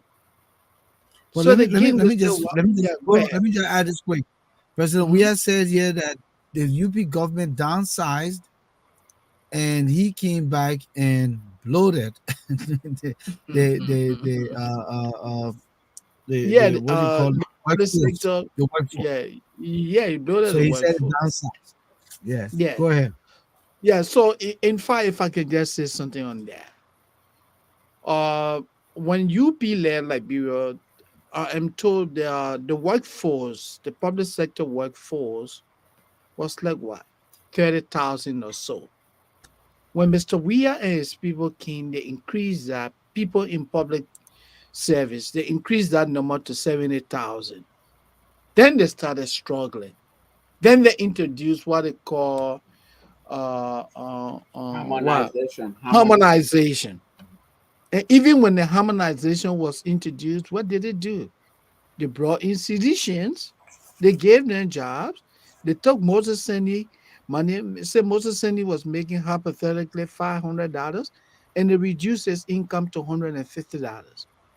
The rest of the money, the government, failed to account for that money, and that's why you continue to have what people going for months without what salaries. As I speak to you right But now, Moses, the answer of yeah. River's Pro since you in lead. River's Pro Mhm. said, what jobs are you talking about? On mill was the single largest employer. Is that a sustainable job? River's Pro. I mean, you in lead. That's why I threw that at Okay, you. yeah, yeah. So Rebel said, let me tell you, Unmail was in Liberia prior to the ascendancy of the Salif administration. And I'm not a spokesman for the Unity Party, but I can tell you when the Salif administration took over, companies moved to Liberia. They created jobs. There were jobs in the public sector. I mean, in the private sector. We're not only talking about public sector. There were a lot of jobs in the private sectors. There were a lot of non-profit organizations in our country that created job opportunities. All of these companies have left. And you know the reason why these people left? The U.S. government recent indictment of Natana McGill and the others. They made reference to that. They are the former Minister of State for Presidential Affairs and other people. Literally, you know, coerce investors to give them money in exchange for employment, I mean, in exchange for opportunities. And people were forced to leave the country. So, how then you Moses expect Sandy, people? Yeah.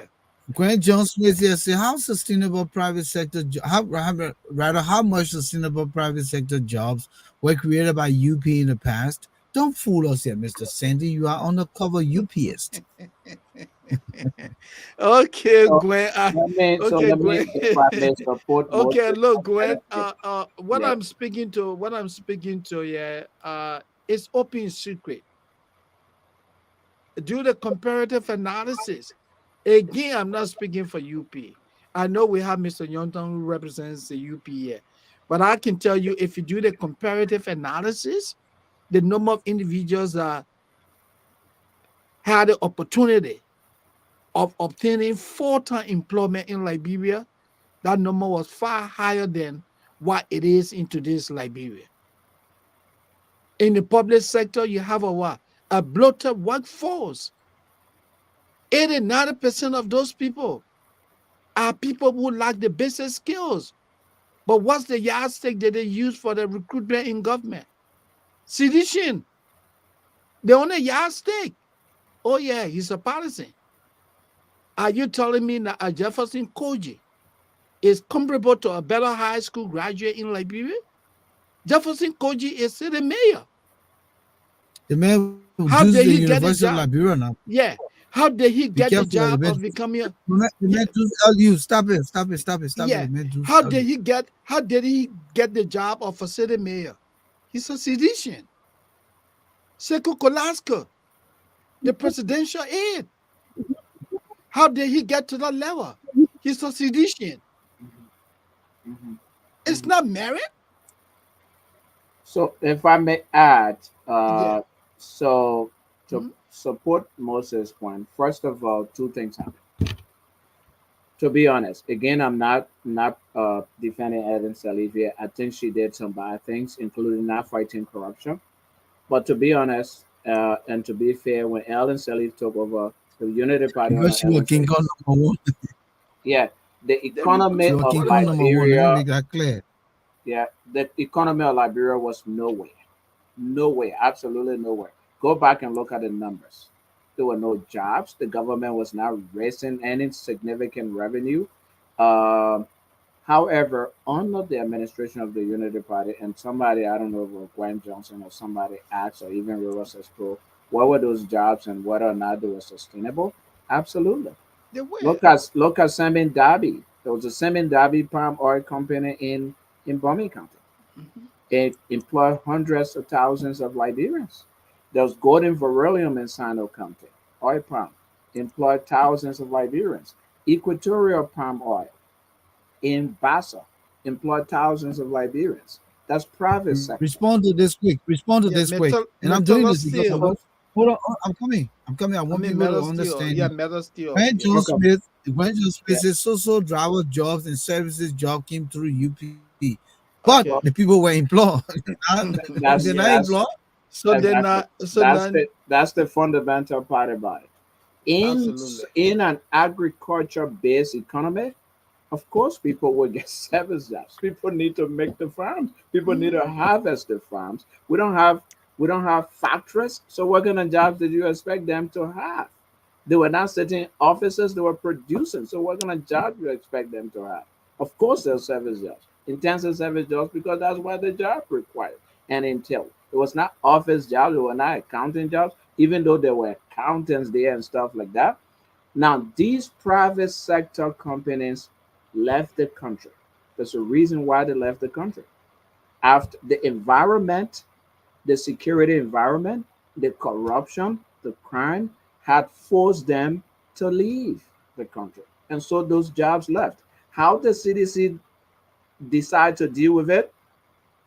A, let the government be the only employer. Employer. Let bring everybody and put them on payroll and let cut pay. The way economies grow is not to do that. It's not to give everybody. If you are earning $1 in your household and two people or $5 in your household and it's being earned by two people, and you take that same $5 and just share it with six other people in the household, such that somebody is giving $2, $2, $5, you haven't grown the economy. You No. haven't made any impact. All you have done is just split the same single pie.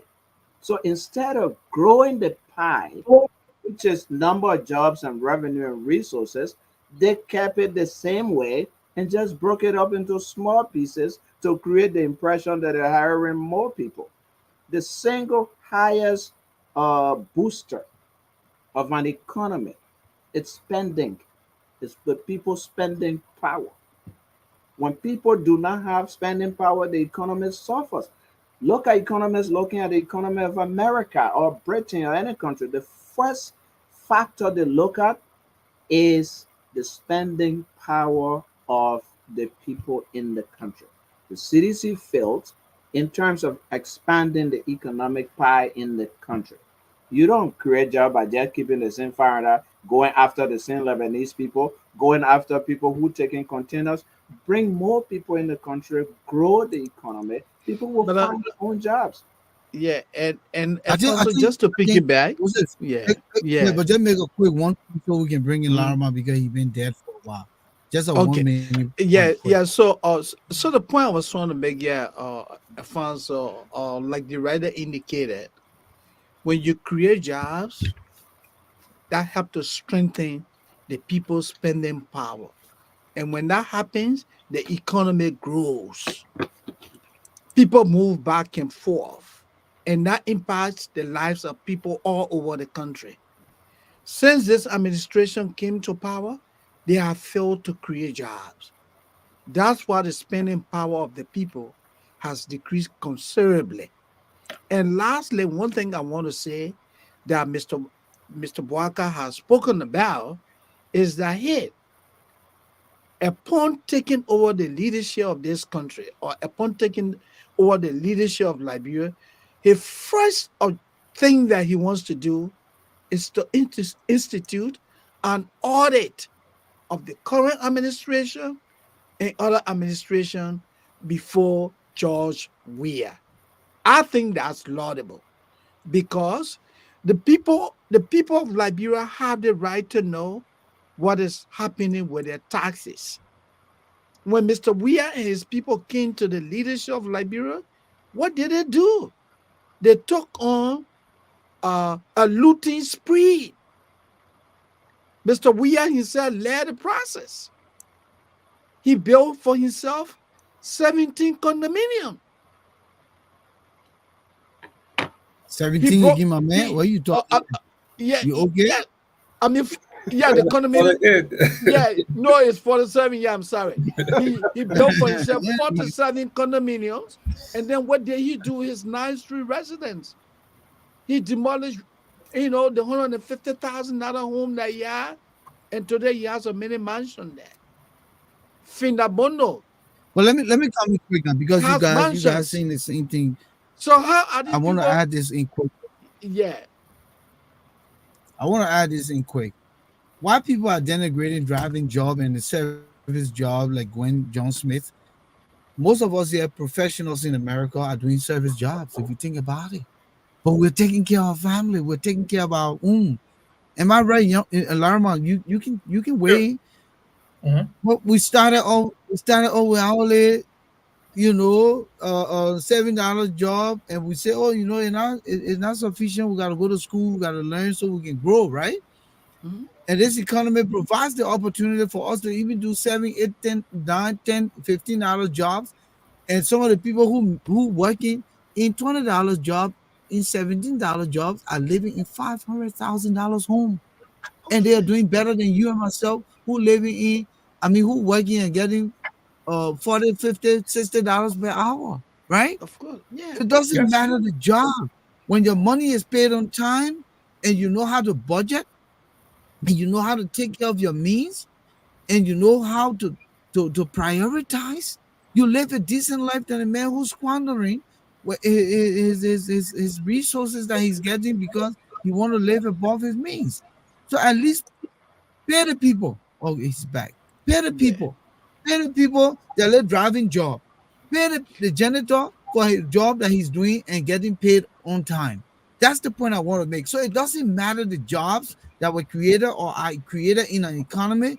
It's what a person does with his income. If it's paid on time, he's able to itemize. He's able to put money to what will benefit his family. So if the UP government comes to power under Joe Boakai and they're able to create many line item jobs, then it's important to brew spending power like Alfonso and the rest of us are saying in the economy to infuse income in the or not income but rather make the economy work instead of having nothing and you blow the workforce, the, bringing all oh, kinds of people, then you shrink other people pay and the better can live and they're struggling from making ends to meet. I thought to throw that point because I'm watching the And comments here. and I let was me just and yeah, let me and and let let and me me and add to you real quickly before Alfonso, Young Tongue comes in. let me mhm, just finish For quick. Let me just finish yeah, quick. yeah, sorry. Yeah. I want to tell Riverside Pro, you say you're pushing your cartoon. I know you're pushing your cartoon, but how much you getting paid for your cartoon tonight? That cartoon you pushing maybe $20. But if the Liberian driver under whatever circumstance is getting here $2 or $3 per hour and it atomize or come or calculated to a point where he gets 150, $200, he able to they pay his making rent, he able to affordable for sell his it, family. he able to do that. So all of us are saying the same thing here. Job is job. Once the person gets paid for the service and is on time, that's what we're arguing here That's what tonight. matters. And And and Coming and quickly, real Alfonso, before quickly, Larima. and, Alfonso, and quickly, real go ahead, quickly, Moses. I Yeah, just wanted to say this to Gwen. Maybe she has a limited understanding of when we talk about service jobs in this great country. You know, the people who drive the economy of this great country are the people who are in what service jobs, the factories, agriculture.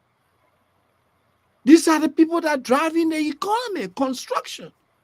The drivers, they're driving the economy. It's not the guys who are sitting in corporate America. No. When you leave corporate America, don't you Okay, drive to let McDonald's to Alfonso find finish quick. something to eat? Go, say no, something, Moses is Alfonso. saying Yeah. something. I just want to give some data, some information here. The two largest economies in the world, the U.S. economy and the Chinese economy, are Mhm. driven by service jobs. Service jobs. The service industry drives those economies. What do you think the people do in China, where we get all our goods and stuff from? Yeah. What do you think the service jobs are in the United States here? Who are those Service. guys that are working in those factories, the chicken farms and all of Yeah, that? I just want to make that point that service jobs drive the two largest economies in the world, and you can Go anybody ahead, can go Larma. look it up. Yeah. Mhm. I mean, that's true. I agree with Alfonso. We have a liberalized economy, and so it's obvious that in places like Liberia, as you said, with the United States and China, the service industry contribute a much percentage, a huge chunk of our GDP. But I also want to refute the notion that Onoma and Salif only travel jobs were created. That's not true. We had an influx of non-governmental organizations coming to the country. They were hiring people. In fact, drivers were making around $200-300 with NGOs, making far more than we made at the time when we were working with some banks in the country. So those was highly skilled job. People went to school, driving school to be able to drive for nonprofit organizations. But that was not only the area that nonprofit organizations were hiring. They hire accountants, they hire senior managers in other places in other departments.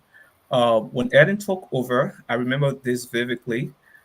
She attended the International Labor Conference, and there was a huge chunk of different delegates from all across the world, including the maritime. And she gave a speech at the time in 2006. The unemployment rate was walloping 85%, and it was a huge thing for a lot of young people who needed to get to work.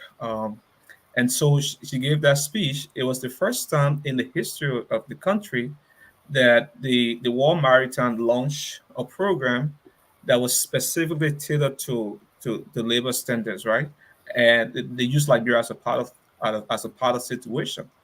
There were a lot of thousands of jobs were created from there. I know a lot of you heard about how they opened a maritime academy. I think somewhere along the Fender area, they have smaller projects where people were working along the beach under the maritime system. All right, so these young people were hired.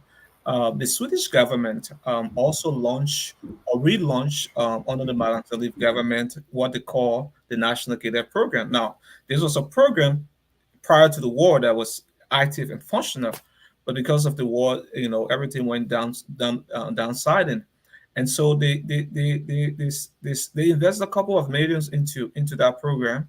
It was a program that was headed by Mercy Corps Liberia, along with sectoral line ministries and agency. Hundreds of jobs were created. I remember also vividly with the Monrovia City Corporation when Maryborough was there, the vacation jobs for young high school graduates who were preparing for colleges and maybe they needed to raise some money on their own to be able. So there were jobs created, and to add to Alfonso's point, you have on Ellen Larma, Johnson's. Larma, Larma, Mhm. Larma, just hold quick. River says, bro, please stay on the line. I will come to you. Larma is still in queue and making his point. Right after him, I'll come to you. The number to call 404-272-2808. I know you guys want to make your case, but just hang tight. Gwen John Smith, the number is posted so you can call. River says, bro, I know you're listening. Just hold. I'll come to you. Okay, all right. Go ahead. Go Yeah. ahead, Larma. So the issue of job, the Madam Salih with all the flood, invested in that area because now we come back to the entirety of the economy, right? The best measure of economic growth are jobs. You turn it left, you turn it right, you put it in the middle, in the center. People must have the purchasing power. People must be able to go to work and earn income for themselves to become productive citizens. That's how they contribute to the community. That's how they contribute to the faith, the church, the churches, the malls, and everything. So you need them to work. All right. But what the formula for the CDC government as far as job creation?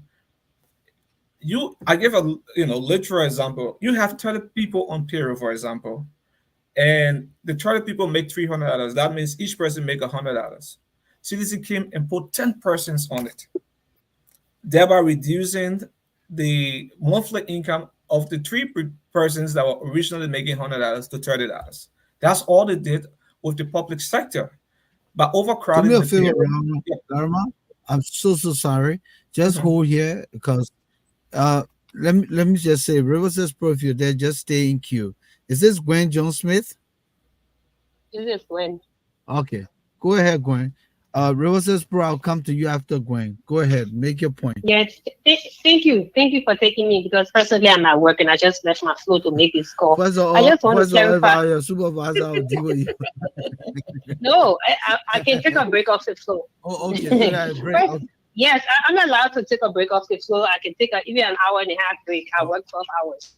Okay. Okay, good. First of all, I just want to clarify because I heard you say I'm putting down service job. That's not my intention. You And mean it me? was You said me? I was just want to telling you you that. you were just I was yes just telling you the explaining man a service job. I started with cartoon, pushing cartoon. And listen, I totally understand. I have no disrespect. I respect the workforce. Everybody contribution make the economy work. Okay, I work in healthcare at the highest level, and it took a while for me to get where I am. So I'm not I had nephews that drove in Ellen government, drove for the government, they drove under Weah. What I'm saying is the jobs that were created were non-sustainable. So we need to hear how this man is now worked 12 years and all most of these jobs were non-sustainable, whether it was So what do you driving, mean when you say whether it non-sustainable? Because the United Yeah, we Nations. really have to when operationalize that word. She has to they left operationalize for us sustainable. when Yeah. they left. Hold on, gentlemen. Yeah. So operationalize the word non-sustainable. Explain yourself. How do you explain It, that? it, it, the job didn't last. Okay. After UP left, those jobs went away. That's my thing. That's what I'm saying. I wasn't even going to call if I see Thomas Awachi writing stuff there. You don't even know me. Support who you want to support. Support Boakai. I don't care. But don't write stuff about ANC people. I'm a person, I respect everybody. I respect the cleaner that come in to take care of my patients. I respect everybody. But what I'm saying is those jobs were non-sustainable. After UP left, those jobs went away. That's how come people are now struggling because those jobs were non-sustainable. So then No. so let me What understand is something, Gwen. sustainable? I don't Volcano. Hold on. Yeah. Moses, let's do this. Yeah. hmm Let's do this. I think sustainable is being Moses, used wrongly. Moses, Yeah. Moses, Go ahead. let's do this, Gwen. Gwen, are you there? I'm here. Good. You said the jobs were non-sustainable. Um, okay, so there are certain jobs that will fade away with certain government, right? And let's agree on that. Yes. Okay. So what is this government doing for jobs now? And that's what I'm saying. Look, this government is doing nothing, just like the last government to me. That's my perception. That's my opinion. Both of them doing nothing. Okay, so are you saying that what's going to happen here is that, first of all, let me make it clear here. Are you supporting the ANC? I am supporting the ANC, yes. So I'm supporting CPP. Okay, so then what would the CPP do when it comes to jobs? Let's understand from you. First of all, let me just let you know, I am not the CPP spokesperson, so I'm not going to come and explain the CPP. Oh man, you can't do that to me now. No, give me a minute. No, okay. I will listen. Mr. Stanley, maybe he wants me off the line. Maybe No, he wants me Oh off no! Go ahead, my sister. I'm comparing the two. Go ahead. Okay, Go go ahead. What I'm doing here is telling you that, hey, Mr. Boakai can be telling us about creating jobs. He was there 12 years. The jobs that he created were service jobs that all went away. If the economy was fixed to a point where those service jobs stay, service jobs like tourism, those things in other countries like Jamaica and other places. But man, that's we all even got people do. tourism there. The Ellen Johnson said, That's what I'm saying. That tourism is, job. give me a minute.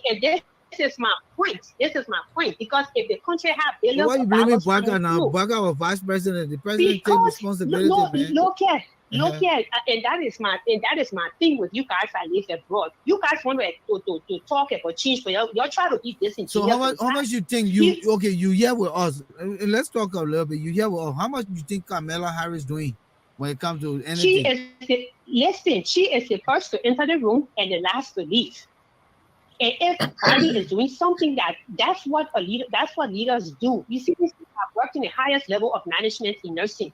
If there were times during the COVID that my directors were saying do this, and I stood up to them and said, no, this will not happen. This will not benefit the team. This will not benefit our patient. This will not benefit best practice. That's what leaders do. You stand up and say, well, maybe all of us not like that. But what I'm saying is, Liberia, you won't compare to here. You say, well, but look here, you cannot stay at a position for 12 years, get all the perks and benefits, and then you come back and tell us, oh, things didn't work, but now I'm going to fix it. So me, it don't add up. It don't make sense, and that's all I'm saying. So I'm not putting down anybody. Did you follow President Tobo's relationship with President Tubman for 19 years and what he did? I was a kid. I was born 1972. Do we talk about I was a kid? Yeah. Like, look here, I was 16 years old when the war came. I think 16 when the war came. I was finishing high school at Cathedral School. I was a kid. I was into politics. I got involved into this because I see people lying. And the thing about it is people that live abroad are the ones that push these narratives. They're, oh, Weah coming now to fix it. He was there for 12 years with billions of dollars coming through. He didn't fix it. They didn't do anything sustainable. When everybody left, those driving jobs, when my nephews then were drivers, they went away. So you know what we'll do? We'll know what we'll do. We'll let you save your time, right? Trust me on this. We're going to come here on Friday to discuss coming and Gonglo. Okay? You like I'll be available on Friday. You want to come hold on. You want to come as a discussant? We'll give you the opportunity. I'm sure my man knows it. I don't know. I'm a woman, and I don't know. I'm a woman, and I'm fiery. I don't want for anybody because I don't want for anybody to think I'm disrespectful because I won't take it for anybody. Listen, you've been following us a lot. You know we'll never disrespect you. We're not that kind of platform. We'll see. Yeah. We'll see. Let me go, man. Let me go. I just want to tell you guys to know that I'm not disrespecting anybody. Okay. Right now, as I speak, I got people employed that do service jobs for me in Liberia. I only gave them those jobs. I'm not even there. I only gave them those jobs because I want to help somebody get food to eat and stuff like that. Well, I'm not that kind of person. You just came from Liberia, right? You just came back, right? I just came and I'm going back again. I'm going back in 2 weeks. So you'll be there for the elections? Yes, I'll be there for the elections. Oh, but then let's start off. I'll be there. Let's start off. Okay. I'll see you. I will text you. I will see you.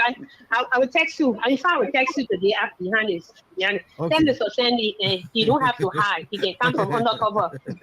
Okay. Let's go to Rose's program. It was good seeing you. Taking trouble. Rose's is on the line. Rose's, bro, welcome. Yeah. Hello? Yeah, you there. Go ahead, my man. Can you hear me? Hey, my man, we can hear you. Go ahead. Man. Thomas Awaji, look, that woman Gwen has more investment in Liberia than you all the years. You let me tell you something. Oh no. You can't even continue with that. I don't know what you mean by investment. You can't even go there. Yeah, don't do that. Gentlemen, I got it. Bro. Yeah. Are you and Thomas are friends? You can call him. You can call you. We are friends, but hold on. Let me finish. Yes, you can hold on. You can call him and tell that one. Don't come here to use our platform to attack our man. No, it's not gonna happen. Yeah, my man there, but sometimes they platform small won't bring our ANC people, but every time the people come here, Thomas will. No, but ANC people scared of us. They won't come. We invited all political parties. And you got people that Thomas calling the people out. I mean, why would you encourage the people to come? He won't tell the platform, the United Party platform, but it will not white. No, the platform not for anybody. Me, you even know I'm supporting sedition behind the scene. I just play.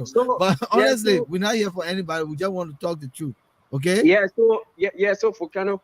See, my thing is, I don't know, maybe what me and Gwen trying to say is, you talk about my cartoon or place.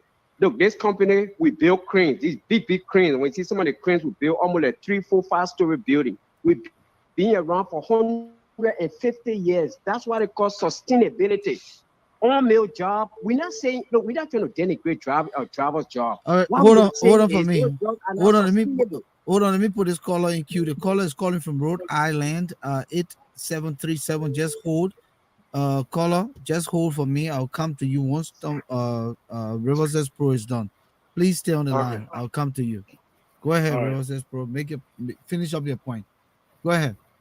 Yeah, so my company being around for 150. Can you say that about all meal? No, all my friends that were logistic, they all were bluffing in Liberia over the truck driver, logistic officer. Right now, some of them calling me for money because when all meal left, look, finally, that thing happened. Let me tell you, when I was in Liberia during the war, right after the war, my uncle was procurement officer for you Unimil. They used to call it Unimil when they used to be the Hotel Africa over there Banjo Beach. I was Yeah. working for them. We the one used to buy those bags that the people sent in to build a buffer. Oh, for Canada, when you see me that time, I was big boy. We used to buy the bag $5. Let me put it outside now. $5 we go sell it to the UN people for 10 US dollar. You know how much I was making? I was big boy at that time. Those women get multiple or Ecomo men, they got UN men. So we thought the economy was better because everybody was living off of those people. Ecomo buying houses for those children, renting for them. I was making money. But after the people left, we went back to square one. It's not sustainable job. That's my point. I'm not saying that driving job or it's not important, but it's not sustainable. So when you say any created job, you guys are not giving me No. tangible Don't do me. jobs. No, hold on. I didn't say it, Ellie. Don't say you guys. We're just looking at the optics. We're just looking at Okay. the records. We're just looking at the data. You just said it here. During Ellen time, there was jobs. Whether they were sustainable or non-sustainable, in her 12 years, there were jobs. You just said it here and you benefited. Don't come here and spoil it. Yeah, but Yeah, don't do that. yeah, but What is my sustainable? company, my What company does been sustainable for even mean? 150 years. Can you say that as a own meal? That's the point. That's the point. But Thomas, let me say Thomas, Rivers Pro, you know that Omil was a transitional force. They came in to sustain the peace, to maintain the peace, and they had to So sustain. we shouldn't count their job because they are transitional. Transitional mean they're not. It's not stability. The reason peacekeeper go in any country is because the country is not stable. All So right, let me whatever ask they you do, one that question before you go, so I can go to the next caller quick. uh-huh. What would be the sustainable job that Alexander Cummings will bring? Give me one. Okay, good. Alexander Cummings. Alexander Cummings talk about mechanized farming. Mm. Mechanized farming. That's sustainable job. When you bring in equipment, you bring in machine to make big of farm that we can export food. That's it. Those are sustainable jobs. Mechanized farming. He talk about the public sectors or manufacturing companies that we can have made in Liberia. Those are sustainable jobs. Back then when you had chocolate factory across the bridge, when you had a chicken soup factory, those were sustainable jobs. When you have But made how are little they Smithfield, sustainable? They left little though. All right, If your sustainable okay, argument is so when John leave, then not sustainable. I've seen the people here, everybody get broke, so you know everybody what we get do? jobless. You know what we do? Friday Uh-huh. night air show. Y'all can come. Friday we're talking Cummings Me and and Gwen would be on there. Me and hold Gwen on would now, be hold there. on. We're talking Cummings Uh-huh. versus what his name Gonglo. What? Yeah, no, Baga. Yeah, we're taking it by the order in. Okay, You know that the order in that Weah, that Boakai, that good. Cummings, that Gonglo, then we'll be going down the line. Okay. I will Okay. defend coming. I'm ready. Volcano, I'm ready. Okay. So thank you. Okay, thank you for Let me having. go to the next caller quick. The guy who's waiting in queue here, from Rhode Island, 8737. Good evening. Welcome to the show. Your name? Yeah, hello. Yeah, it's me from Livingston. Okay, Flo. Welcome. Yeah, great show, great show. My problem I have with the ANC is like when you disagree with them, they try to go personal, just like the way the citizen behave, and that's very unprofessional. He has a good question to the lady, the sister out there, like, what is the current VP of the United States doing? She couldn't tell you. Hold me one. Hold on. Flomo. Let me bring in Godwin Weah to queue, and then I'll come back to you. Godwin Do, please hold. Godwin, Yes. please hold. I'll come back to you. Let Flomo make his case here. I'll come back to you. Okay. No problem. Thank All you. right. Go ahead, Flomo. Yeah, I mean, I was saying you answer a simple question. What is the current vice president of the United States doing? What is she doing that you know? She couldn't answer it. But when it comes to Liberia, then she want to blame the VP, the former VP, oh, he didn't do this, he didn't do that. The Constitution, Article 51, clearly state what the role of the VP is. But it seems that we just try to pass that when it comes to Liberia. Again, look. during United Party time, I know some friends then who built their houses during United Party regime because they were working in NGOs and other jobs. Right now, we have some job like the RLJ, like get LeBron working there, the Echo Launch Lombasa, like get LeBron working there, and the Asada Meter, and other company that came in that stayed there, and LeBron still working on a United Party regime. But no one can tell me this CDC government how many investors have come in since they came into power? Zero. Again, under the United Party regime, most people working there, including people that support the ANC today, like Maria Yakula, like Gateway McIntosh, Louis Brown, George Winslow, they all had top position in the United Party regime. They work there. They make good money. But now I'm kind of surprised, and then all of a sudden the United Party didn't do this, it didn't do that. Look, when it comes to the role of the VP, it clearly state. And me, I'm not going to hold a VP responsible because we know in Africa the president always have the final say. Thank So you. that's all I have to say. Thank you. Thank you. Thank you, Shlomo. Going Joe, welcome to the show. Yes, thanks for taking my call. Volcano, this is Godwin. I'm calling you from Pennsylvania. I'm going to make my point on the discussion. I think the ANC folks and the previous caller, like Gwen and Thomas, Rivers Pro, I think they want to, they're trying to degrade those that are doing service jobs and want to undermine those that are doing service jobs. I don't think they really understand service job that people are doing. So I think if they do not have no message or no info, like I think they should just be quiet and stop attacking the UP and talking about JMB 12 years as president and what have you. If you do not have no campaign message to provide for the people, just be silent and start attacking one individual and one institution. Thank you for taking my call. Thank you, my brother. Thank you. So listen, let's come back to back to the show. Let's unpack everything that's been said. If you will give me because there was a lot here. All right, there was a lot here. Let's give our guests opportunity, then we'll come backwards. So we'll come from Laramon to you and then Moses. Because don't forget we got memory lane and we gotta initiate Laramon to what type of country is this? Okay. So Laramon. Yeah, I listened to the callers. I listened to the callers. So I just want to make a few corrections because this platform is what it listened to, is what it viewed. So it's important that when people make some assertions, we have to erase some checkpoints.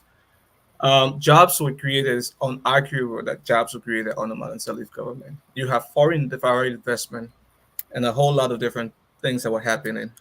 Whether it was sustainable or not is a different argument, but I think the jobs were sustainable. All jobs were sustainable. People stay on job for 3, 4, 5 years, some 10 years, right? Before even Omeo left. You have to understand the context of the Liberian environment. Most time when multinational companies go to your country, it's something called a PETS analysis, right? So they study the political situation. They don't know what's happening in the country. Is the country relatively fragile, or is at a high peak in terms of fragility? They want to know because based on that, they make informed decision as to whether they will invest here or not. Remember that decent money, good money doesn't buy community or buy environment or noisy place. So they studied that. They studied the economic conditions of the people. They studied the cultural and social condition of the people. And, based on that study, they determined. In the case of President Weah, most of the companies that left after Madam Salif was because the government in itself showed its own level of incompetence and reckless fiscal management as far as handling the economy. How can someone just get into office and you have a 16 billion missing, and before you look, donors that have the money in escrow account, you start to use the people money, and then they have to write letter and say, hey bro, the money here is not for that purpose, right? So the government themselves, the government itself, the Weah government show a high level of fiscal irresponsibility in the first few months after they took office, and that was part of the reasons why You saw a massive pull out of non-governmental organizations, different projects that were led by multinational institutions like the European Union. You saw a scale down, on those front. So I thought to correct that. Also, to my brother, I think River says Pro. I think River says Pro is getting this all mixed up, right? And that's speaking to the same response that I gave the ANC sister. We have to understand there are different categories of job creation. You got short term, you got long term. But under the Weah government, we have not seen any single job that was created. In fact, the formula that is used by the government is such that you want to use the public sector to, to attract job creation, which is something that we have never seen in simple economics. In order to create jobs, you have to expand the private sector.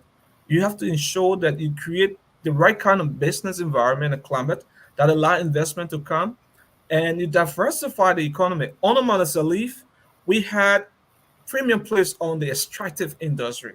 That's why most of the foreign direct investment went. You had construction agreements, you had construction companies that were spreading across the country.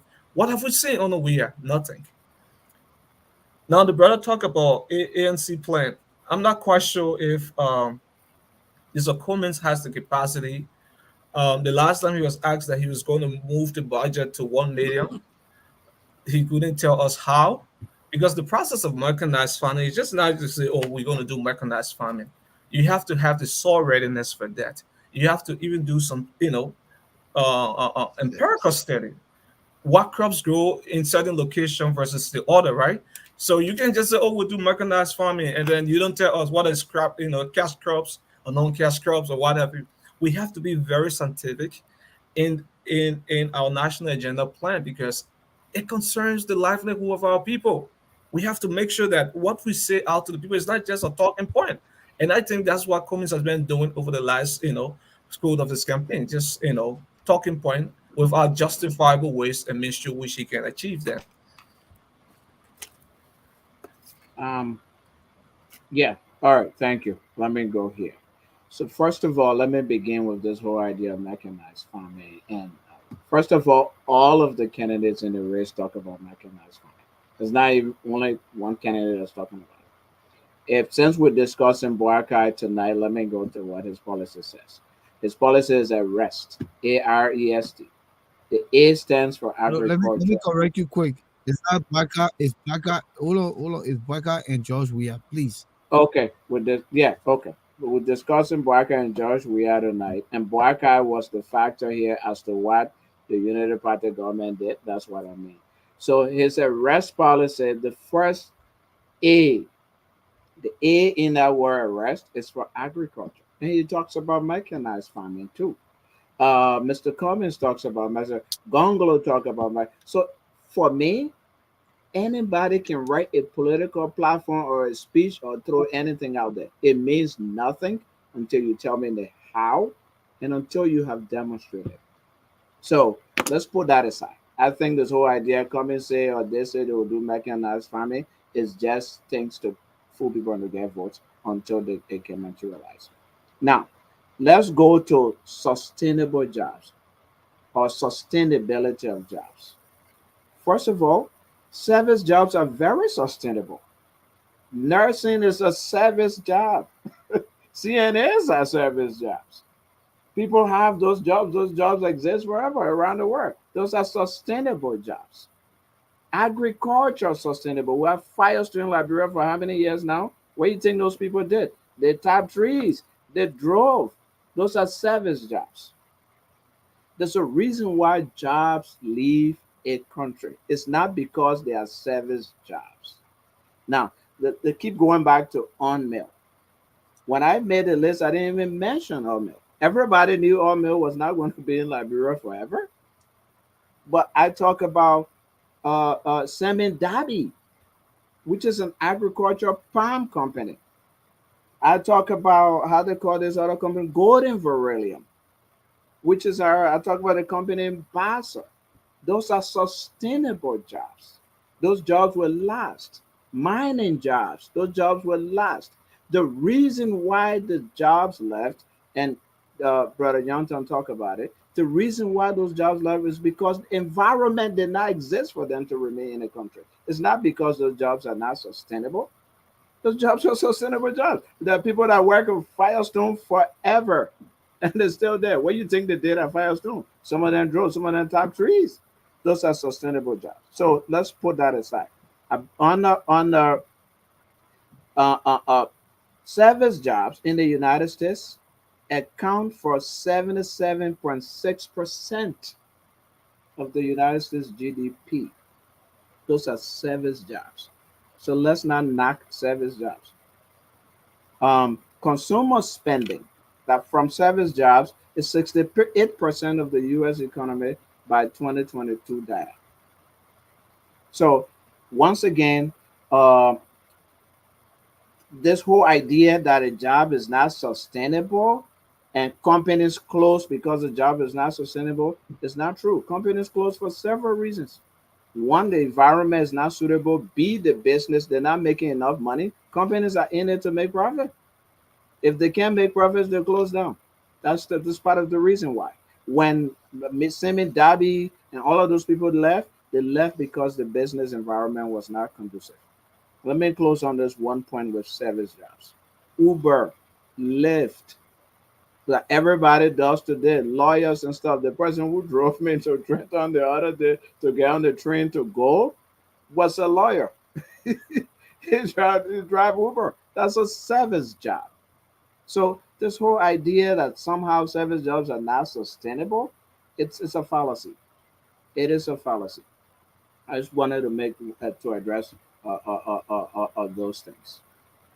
Yeah, and I would just like to piggyback on what you said, and it is good that Alfonso, you were able to really, explain that because when people talk about, you know, non-sustainable jobs, the thing that, or company comes and stay for 2 3 months and leave.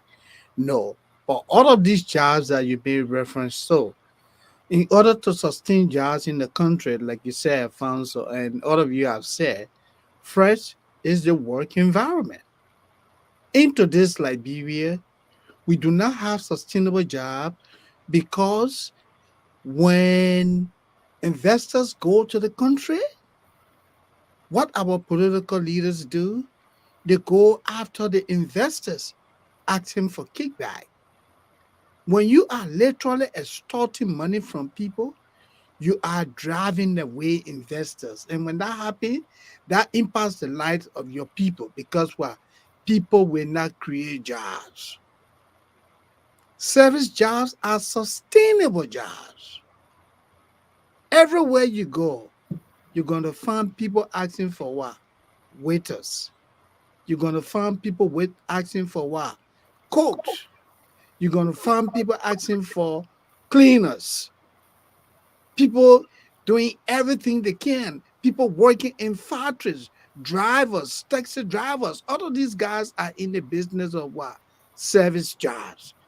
And these are people that we depend on to run our economy. And these jobs are sustainable. Truck drivers. So Who move for companies to fold up, to leave, and my sister Gwen and Rewa says Pro want us to believe that these jobs are not sustainable. Well, we're looking forward to see what Mr. Cummings is going to bring. They're talking about mechanized, farming. We look forward to that. We want to see, the agriculture sector of Liberia being improved. It is easier said than done. So we pray that Mr. Cummings will win this presidency, and then let him come and run the economy. I Gentlemen, think, thank you. I Thank you think so Mr. much. yes, Cummings has some good ideas around the economy. Mr. Cummings himself talks about service jobs. The yes, jobs he says he will create will be labor intensive jobs, which are yes, basically in the the service agricultural jobs, yeah. sector and mining, which are service jobs. So he Let me himself talks about that. I've heard him talk about that. So he's not knocking service jobs. Service jobs No, are really important. I need it. We Oh, would not get to we are not as advanced yet to go to the manufacturing, as River says, we'll talk about build huge cranes and all of that. We're not there yet. We have to start the economy as we're growing with that. Let me just add this quick. When I was in Liberia prior to the 2017 presidential elections, I was there, and Alexander Cummings had the best platform. To be honest with you, I listened, and it was articulated well. In fact, no one wanted to debate because his platform was just sound and resonating with a person like me who is educated and know what I want for my country. Has he built upon the platform, or is he bringing the same platform back? It's another thing to look at. So we're going to provide that opportunity coming up Friday, right? We're going to look at the ANC and we're going to look at the LPP. As we say, we're going to give the fair share. But honestly, I think Cummings' platform is good. Is it deliverable? I'm afraid that he's aligned himself with the wrong people. And so even if his intention is good, how does he make the case? Is Baga platform good? At least Baga articulates a platform that is clearly, making sense. Is Mr. Weah making the platform? Don't mind them, I pay Rose. He Don't doesn't have mind a them, I platform. pay YC. Don't mind them, I build more hospital. Don't mind, I'm the best person. I don't move there. So that he's on the platform. There are two The that man doesn't have there a are two platform. Joseph. The Joseph that sleep. Hold on for a minute. Yo, can't here be both people. Me, I just here for the grassroots level. Yeah. There are two Joseph. The Joseph that was sleeping and the Joseph that was dreaming. The Joseph that's sleeping. What is he gonna do for y'all? No man, there, I the man. I don't move for like. So the point I'm making here, Yeah. gentlemen, is platforms are good, but are they operationalized when it comes to the reality of the time? When it's time to put it in motion, how many promises have we haven't even heard here in America? The great America, presidential aspirants and candidates who've come to the forefront and have run and become president did not live up to the campaign promises. We know it. We've seen it. We've seen it. So, but I think the most important point all of us have made here tonight is the issue of jobs, whether sustainable or not. There are people who do seasonal jobs and they Mhm. stack their money up and live through time and to get to the next level. Yeah. So I think the Mhm. issue here is which presidential candidate is able to revamp our economy, create an opportunity. Because when people work, they are not going to do the things that they're doing. For me, who work in human services and the experience that I have seen around me, young boys, 21-year old, 22 years old. The other little boy, he comes to work like he's still a kid. And I call him to the side. I say, you're a man now. You work for one of the most uh largest human services organization in America. My expectation for you when you show up to work, you must be professional and you must be responsible. Because we hire you at the age of 22 as an adult. And you must present to be that. And now I can see improvement in his character and the way he carries himself. 5 years from now, maybe after college, he will be looking in a supervisory role, right? But he Mhm. started here from the line. He started from the line or the back of the line, and he will cross some of the people who were there for 20, 30 years. That's the point we're making. We start from somewhere. We all start from somewhere. But the environment must be enabling. The environment must create the opportunity for people to grow, for people to develop, for people to harness their talent and make improvements in their capacities. And once they find a niche, then they can explore and become better at what they do. And that's the point we're making here. So even in Liberia, most of the drivers build houses. I knew a papa who was driving for years, and he built two or three houses. You know the house that they can build in Liberia with the 10 room inside, 10 room outside, and a long hallway, and Yeah. everybody renting one room. You know what it means to have five Now, of those rooming houses in like, house. Yeah, rooming house. but you know Do you know what it means to have 5 of those houses in Liberia? Oh yeah, you're By doing any good. standard, you're correct. You You're big doing man. good. Yeah. To own a People house paying that have rent. 10 rooms, one side 10 rooms, the other side long hallway, and a piazza in the kitchen, outside the bathroom, outside. Everybody renting. $50 per room. The $50 man paying per room. $50 a month. It's in a phone. But the You man a driver. relax. The man is Yeah. a driver. The man is a driver. Mhm. So that's what we're saying. And that man, after building those 5 houses or 10 houses, his family coming down, he taking care of nephew, he taking care of nieces, he putting them in school, and he's improving his family side of his side of the family, right? Mhm, When those mhm. children become somebody, they themselves get in the workforce as their uncle or or whoever the relative is who are taking care of them start aging, they're there to help that person. But right now in Mhm. Liberia, everybody for themselves go for all. When you have more than 1 point something million children passing around the street on drugs, that's not an economy. That's not creating jobs. That's not providing for your people. And then you stand here and you rarely say you created more jobs in the country and you've done so much. It's visible. There's no secret. You get to the airport, 20 people running to you to grab your suitcase. Didn't even know the car that came for you, but they're grabbing your suitcase. To carry it away. I said, my man, you touch my suitcase, will spoil it here to them. Oh man, You that's understand me? sustainable 20 jobs and people they're running to talking you that they about. know you from somewhere. Because So yeah, that is a sustainable exactly, job we're Volcano. talking about. But Volcano, I'm exactly saying as this, you've been saying. The nothing job is we are happening in the sustainable country, jobs and gentlemen. they're talking Nothing. about. The Yep. few people you see, yeah, but here's the reality: the few people you see that have jobs are the people who making the flight tomorrow to the United Nations. They're the people that got jobs.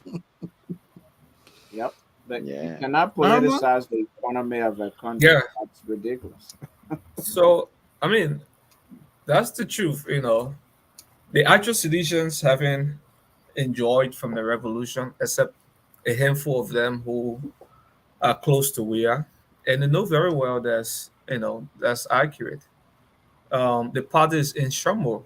The party chairman cannot meet the president. I understand that when President Weah came back from Bomi County, Mobile Modu was asked out of the strategic meeting that was organized for the CDC Oh leadership. wow. So Sad. this is a party that's in disarray. Do we want the next 6 years to look like the last um, 6 years on a Weah? We said no. We have to move our country forward. And one of the most defining urgency of the nation is tied around macroeconomic stability and infrastructure development, and that falls under pillar one of our plan. We want to ensure that we are moving our country in the direction of growing our real GDP, bringing down inflation, and making sure that we create means for our people in terms of the purchasing power. If you look at the CDC when it took over in the first 2 years, Mhm. there was a walloping decline. There was a walloping contrast with our real GDP between 2018 and 2019, and that was a real struggle. Um, we saw that contrast, but added to it is the government level of irresponsibility. I made mention of the government withdrawing from the escrow account of multinational partners that were, saving money for projects and other things that other economic intervention that they needed to do consistent with their mission in Liberia. That is to me the lowest level any government can go. It's almost like petty stealing, something that is not for you, you're taking it. You don't have the authority to do that. We saw the 25 million. It still haunts Samuel 12 today because the kind of lies that Samuel 12 tells, I don't understand what planet it comes from. You know, that you give money to money changer. It's the same thing as, exporting electricity to Ivory Coast. So what we want to do is to ensure that we are able to realign the economy. And one of the ways that Boakai intends to do that is to create public trust in our financial institutions, is to ensure that our banks are respected again. Today, you go to um, some of the commercial banks, like you have money into your account, but you can't even have access to your money. It's That's right. because of the way we have conducted the economy. So the revival of all that we can talk about the IRS and everything, but the revival of it all lies in how we strengthen our macroeconomic policy. And I think Ambassador Boakai is clear on that. There's a whole host of different things that he wants to do, but he wants to ensure that for agriculture and roads, which fall under Pillar 1 of our macroeconomic plan and infrastructure investment, we are focused on that in our first 100 days. Um, yeah. So if I may come in real briefly, because I know we got to move on. So jobs, a job, and I wanted to again talk about sustainability of job. There's no job that lasts forever, that is here to exist and last forever. No company is here to exist and last forever, because again, they're in it to make money. Here's the importance of a job. For Canada, I think you hit it on the head. That old man who was a driver, what did he do with the money he earned? Now he built houses.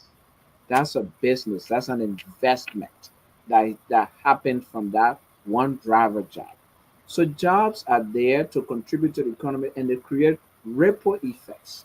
When people earn money, they go and buy more rice. They go and send their children to school. Guess what happens? That man who is importing rice, or that woman who's importing rice, or who's making the farm where the rice coming from, now has the resources to make a bigger farm and to bring more rice to the market and to put on the market. That's a contribution to the economy. So again, those little jobs that we call little jobs, contribute significantly to the economy. And I wanted to mention that because Brother Yonton talked about diversification of the economy. That's what that means. People then go into different sectors of business, of the economy, and of production. So the person who drove is now able to go into real estate. The person whose real estate is now able to buy a tractor to do this. That's how economists work. I just want to make that point. Moses, Absolutely. just make your point 2 minutes quick so we can go to memory lane, and then we got to go to what type of country is this. Don't forget, we're moving to the end of the show. Yeah, I mean, basically, like all of you have said, uh, I don't want to come across, as a partisan of any of the groups, but if you look at the two individuals we're talking about here, obviously we all will agree that Mr. Weah and the CDC have no, specific, plan of action for Liberia. They have no agenda. Their campaign is not issue driven.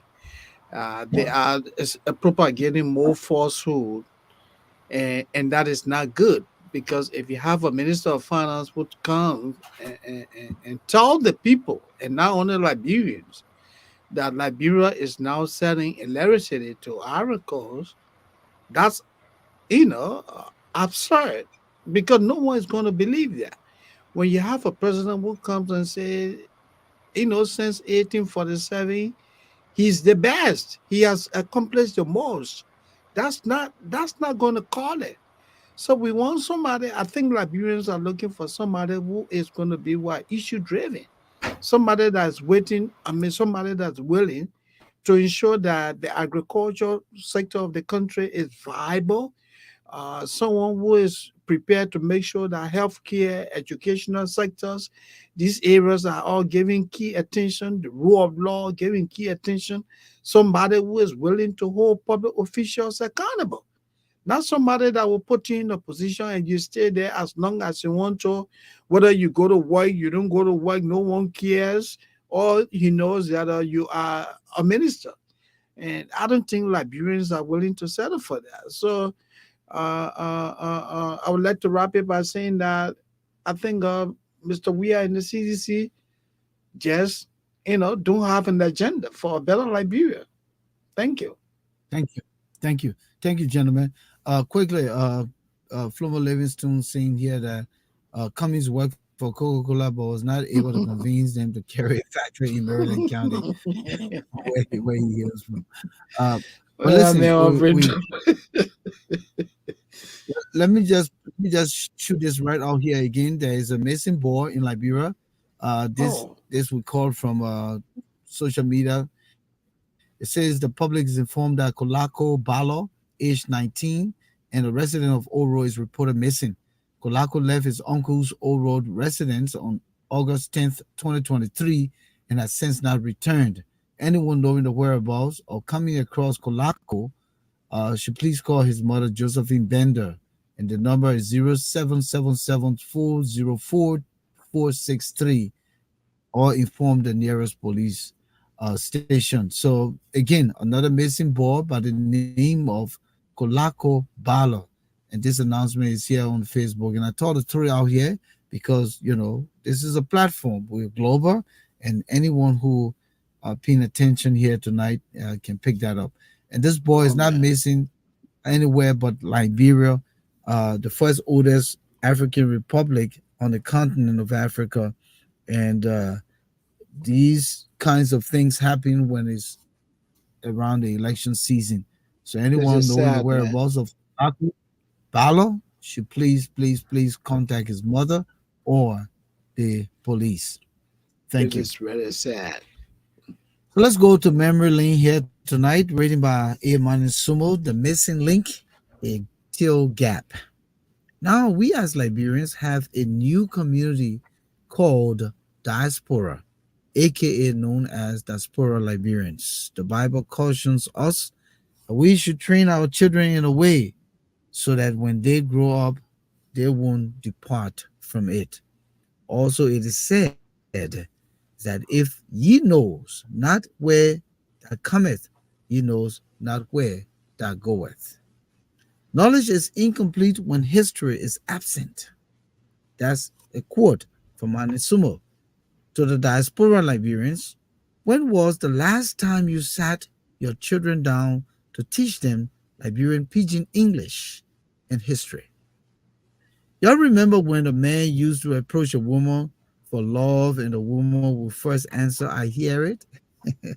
Let me think about it. To get her, the man had to persist with honesty. But today, it's just a wing of the eye and an internet emoji, and a wedding is planned. Way back, men called the girls chicks. Today, our girls are called Jew, Big Jew, Chambo, Polara, and Big Jew is an independent, strong woman. Some call them Tete Water. Unlike men of the good old days, rather, who visited their girlfriends via a taxi cab, our today's men have pimping, keke, and 419 is the scam. No show. In Liberia, small is an expression of a relative good situation. Your hello is a common way to greet people. It's friendly and warm. Liberians tags extra sounds onto the end of phrases like oh, yeah, or man. These sounds help convey the speaker's emotion. Let us teach our children, diaspora Liberians children. Yeah. Oh my gosh. In Liberian Pidgin English is hey man, I'm doing good. In Liberian Pidgin English is not bad man. Good friend is ba. My boy, my girl, papi, oh man, Rabi. My name pronounced like the cartoon Fish Nemo means don't quote me. It's a typical source of gossip, aka G's or fries. Our young men call themselves Shiki or Shigi. Shiki is a man who dresses high fashion or in high fashion and acts like he's the boss. Liberians now call Liberia LIB, and I love it. And we can go on and on with Liberian Pidgin English. But one thing is important about this post. We must teach our children who we are and where we come from. In Liberia, it is an easy up it is an abomination, get it right. In Liberia, it's an abomination for a young man to call his older brother, uncle, or father by name without adding an appropriate salutation. It is a tradition in Liberia that the small brother gives his seat to the big brother whenever the big brother enters the room. So in October, we must honor our culture and tradition.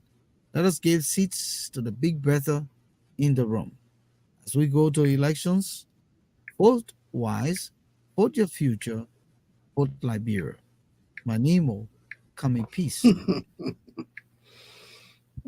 This A is a great piece piece. written by Sumo yeah, Laramon. We featured what we call Memory Lane, written by Manan Sumo. And it has resonated with a lot of our viewers here. And we continue to enjoy his addition, the show. I like those little pieces. I love my woman like fish love water, I can't get Kanye man. What you doing?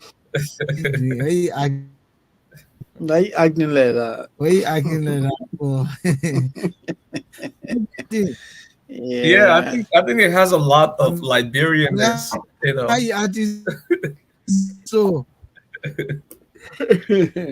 When you Yeah, yeah, you're in America, that's why you don't forget your yeah. PG. You But know, Dr. Smo is a very good writer. Whenever he penned these articles, I, you know, they ring a bell to you, right, Moses? absolutely they They take do. The you ring, back to yeah, Tumbo Village. to Tumbo Village, yeah. It make me to think about when we were in Tumbo Village and other places. That's a real flashback. To where you were, I think, and The boy had trouble he feeling puts it. a lot. He puts a lot. He puts a lot into that. So we need to commend him. So that public, let me say thank you for the great job you continue to do for us. Thank you. yeah, it's my first time, listening Hmm. to his writing, but Yeah. yeah, you can see the clear, Liberianness in it, that natural um, attitude of how we come across expressing ourselves. And also, he goes back and forth between times, right? That Mhm. lives in time, remembering, reminiscing his old days versus what people of this generation, younger people of this generation, do at this point, and the things that have changed. So I think it's powerful, though. Yeah, it is. It is.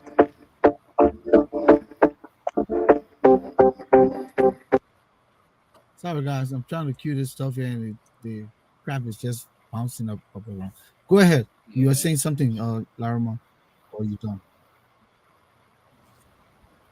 Like as I concluded, Yeah, I like Oh, the okay. piece by Brother Sumo, but I also do like the point he made. That he was a driver. He came to the country even though he had a bachelor's degree. He was a driver, working as a driver in Liberia, and then that's the last job he had in Liberia, and came to America, and he made it up to this point. I think that's significant. I just wanted to, you know, mention that point. That's good. Let me go quickly to Isaac. Isaac says here, what about I love you like bird loves the air. But how about fish love water? What you acting? I have a Oh, how about fly, slipper cutting? You know it? You know slipper cutting? but can Fly we fly use level. fly level? Hello around the whole wide world. I don't see nobody.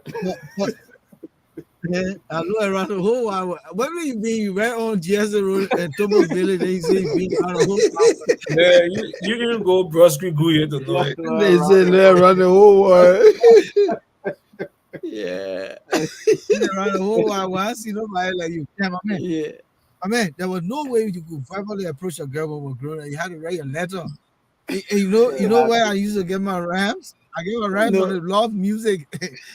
Back then, those boys used you to should break. Now listen to you the people rhymes doing the so custom that when move. you used to write your letters. I mean, when you get something from a man like Lionel Richie, the James Ingram, the Teddy Pendergrass, what a guy named Freddie Jackson.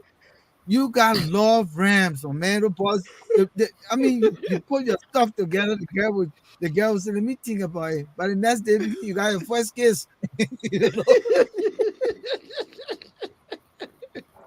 Yeah, That's good, man. Girls were taught that time not to say direct yes. For some reason, it was a cultural thing. Everybody would think. Yeah. The And then girl the would guys not would say come yes. and say, "Oh, what if I die to them?" Let me think about it. Always, I say, let me think about it. Yeah, you boy, let me think about that thing there. But So what listen, time? I would think about it.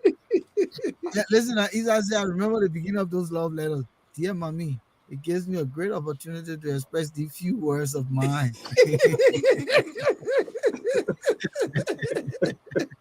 It gave me great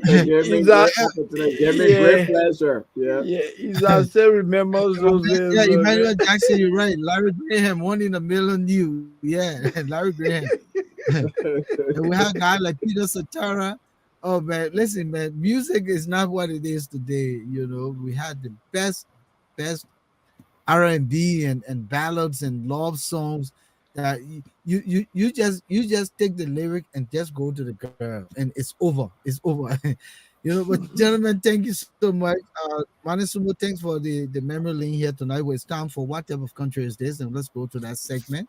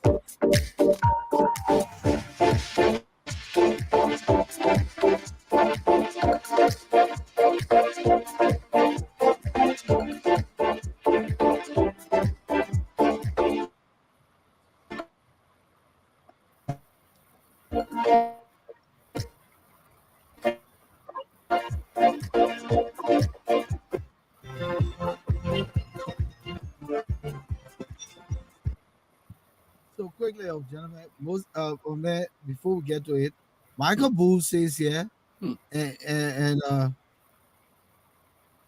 Moses Sandy used to say, if this letter is not accepted, I will surely. I'm not sure. Not sure I will live. Marco, welcome in the house. Marco, I went to the teen high school. The Mapira, brother. You got literally, I let you crying. You got to get on bended knee. Darling, I can't explain. You know, he's singing all the love ballad. Then my man calling back to say, the difficult part about writing those love letters back then was after they discussed it with their peers and the response was unfavorable, you never get a response back, but you have to see her in the hallway for the rest of the school year. That's true. You approach again and get rejected, my man, right? You say, yeah, you tell our friend. You say you want me. So look at Moses Sandy. I think he will write it down. And then most of them all do, yeah. Yeah. But you see, man, of valor, and Moses also want you. Yeah, look at Moses and all say you want me. Yeah, you can look at his sneakers. No, they call us Kobe. Look at his Kobe here. But look at it, man. Where you say you need me? Yeah, they say you want me. Batman Puma. You remember Batman Puma? Yeah, Batman Puma. Larama, you know Batman Puma? No, Larama, I didn't see Batman Puma, man. No, Puma what we used to use to play soccer. Larama not picking. Yeah. Yeah, the classes on the Boys are way out in the school, huh? Yeah. Yeah. But say you need me. Look at him here, Larango Scobie. He running Larango. They say you want me, yeah. Look at his shirt. Look at his shirt. Said the color Yeah. really. Man. He said, "But you see, man, no bad. Hey, listen up. He's I say, by the time the school bell rings, you run it you're up running because away. you want because you want your man to know. that my man Maga Booze, Maga Booze, girl say, I gotta carry his set. Yeah.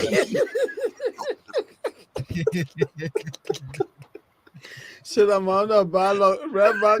Yeah. Bala plenty, yeah, but people. Yeah, now yeah, also you want me.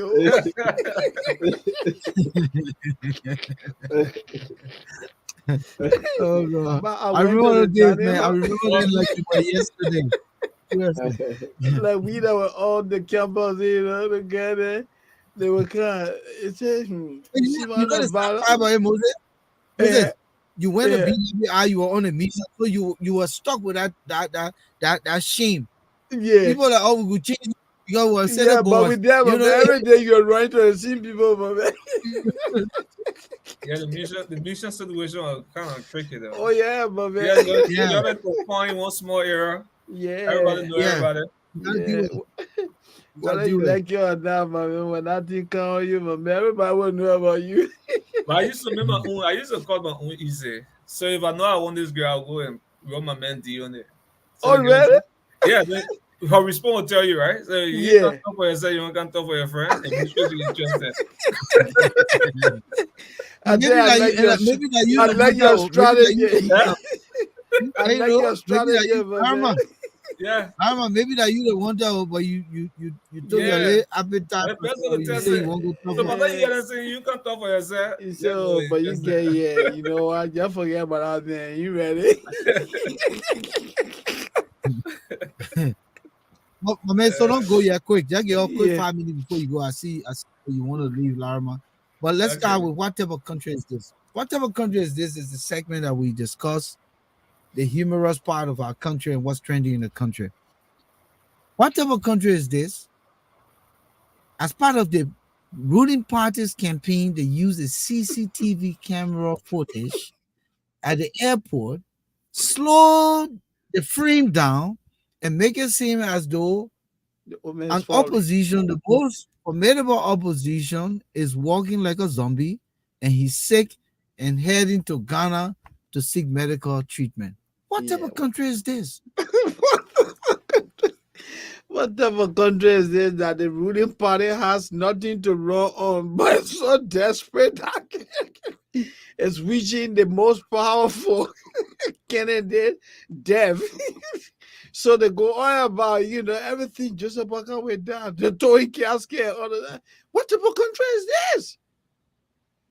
What type of country is this, Thomas Awaji says, where you don't like or agree with someone, you start to push death on them? Yeah. What type of country is this? Yeah. Flomo Livingstone hashtags, I knew you were coming. What type of country is this? Amoba Molu Jr. and Eugene Nangwe are throwing wars at each other. What type of country is this that the president will look at the party chairman and say, "My man, step outside." He said, "We're having an executive meeting." He said, "Oh, our party chairman said, no, man, you can't sit in the meeting." So I'll go one. What type of country is this? What type of country is this? The president went to bombing on the campaign trail to talk for Maurice Atuma. Yeah. And the people combine, he and Maurice is going one basket and boo them. It's so boo. And the president said, "Look, I ain't get time. I brought the two man." Yeah. He said, "I want to talk to only my seditious and we agents."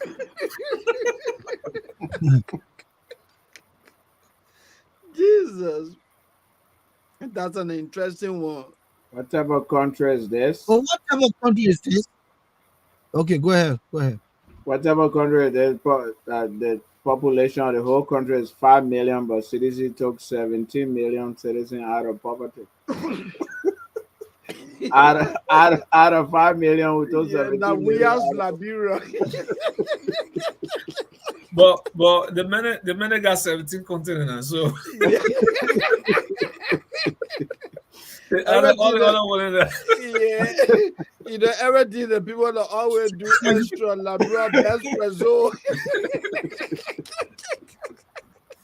Jackie McAfee, what type of country is this? Hashtag that whenever the president travels abroad, some of his elite security who should be well paid runs away because they feel that they will live a better life abroad Abroad, as an yeah, illegal living legal in Liberia. We life in their own country. Yeah, Yeah, what what type type of of country is country is it? Yep. every What time type the of man country travel, a is? policeman and run away. Yeah. What type of Thomas country is Awaji, what this? type of country is this? Tell me, Mm-hmm. Moses, let me finish this Mm-hmm. quick. Thomas Awaji, what type of country is this where you travel with 64 persons to the United Nations? Or can tell the Yeah. people why you deserve another 6 years? Yeah. What type of country? Go ahead. What type of what type of country is this that the president is coming to read, a 10-minute speech, but he takes 5 months to practice that? Whatever country is this is selling electricity to Cote d'Ivoire, but don't even have electricity in the place in their Yeah. own country. What type of country is this? You go to What wet type of plane to country is sell this, power. Shaki McAfee? Yep, go ahead. What type of country is this, Shaki McAfee, that didn't listen when the president said everyone should get CCTV? Now only the government have CCTV and using the At the technology to airport. campaign with it. That's a good one. That's a good one. Yeah. So they go to Emmanuel the Jackson, airport. what type of country is this? Whatever country is this, all the ministers of government travel with the president to campaign around the country. Yeah. Whatever country is this? So who's Whole doing the government work? shut down. Yep. Yeah. What type of country is it? What type Manisumo, of country whatever is country is this? this? Go ahead. Let me finish while you then you're coming. Whatever Mhm. country is this? Manisumo, the president only campaign is don't mind them. The campaign message. Don't mind them. Yeah, we'll be there again. Michael Boo. Michael Boo says, whatever country is this when the president has created a new type of citizens called Weahians? That's a good one, my God. We are shit. Whatever country is this calling Pato? Hashtag. When the ruling government recruits officials from the diaspora who have never had anything in their lifetime to be placed in a position of trust, only to lift 28 million people out of poverty in a total population of 5 million. 5 million. What type of country is this? The last one quick, Shaki McAfee. Whatever country is this? You start college in 2005, but then you graduate in 2003. That's not Nathaniel Gill. Yeah. What type of country He's is this? actually, what type of country is this? That the only statement of officials who travel abroad is the trip was fruitful and rewarding, but we never see the fruits nor the reward. What type of country is this? That's a good one, Isaac. Larma, Uh, what you got? Yeah. What type of country is this? Official, the speaker have to pass through Ivory Coast to go to his own hometown to go on campaign. what type of country is this? Oh, you have to building all the roads, though. Huh? Yeah. You know what it All said? the They're building all roads. the roads. More Yeah. than all the Yeah. other government since Yeah. 1847. Yeah, they said they build on the road. They are the more accomplished, but the speaker still passes through Ivory Coast. Oh, Lord Jesus. But listen now, let's also toss on now. What type of country is this that the opposition second get their acts together and they want to take out the ruling government? Yeah, They what all type of splinter country is off. this? Let's also toss on now. What type of country is this? Let's say your Yeah. opposition. But you're cursing each other. You're talking about each other. You're talking bad to each other, but yet all of you say you want to take out the ruling government. What type of country I is this, agree. Dharma? I But the agree. reason Volcano is they all want the same job. That's why. What type of country is this? That when you have less than 2 months to general presidential elections, but you have 20 presidential candidates that have refused to even form a merger to unseat a government that many has referred to as what? Tyrannical. What type of country is this? You know, That's you what I'm got talking 20 about. Everybody presidential wanted to candidates. Yeah, yeah, 20. You know, and 19. you still can't put, yeah, No, you got 19. 19. You Yeah, 19, you can get your ass Why together. 19? Yeah, No yeah, you problem, know, man, you put away, no, you got put away the no, no. ruling party. The Yeah, ruling 19. You party got to tell minus the ruling party. You're So you removing got, our oh, mental, baby. bro. Oh, my man, but how did you do that, my man? So the man went to Buchanan or beating Dumbo, my man, and he get a man Now, certification. Hey, the man, God, man damn, vice careful. presidential pick, didn't pay taxes. yeah, And man, they But you didn't see, the that's- big vice Who presidential was pick, that, Alfonso? that What? Tevor Ammons, Oh, the Greater yeah. Action Party of Liberia. yeah. I What said, type of Papa, country? all in the village are beating Doma Ikosu. You ever seen a man beat Doma Ikosu? You With go find power, out. you don't see anybody. Okay, he's from New York. You're based in New York. No, he in Texas. Oh, Texas. You ever saw somebody with necktie on beating Doma? Next time beating He them up. mother, With the mother pesto, baby. You go find out if vice presidential candidate didn't pay with taxes, so you Kosu. qualify. That man was saying we're going to create 300,000 jobs per month.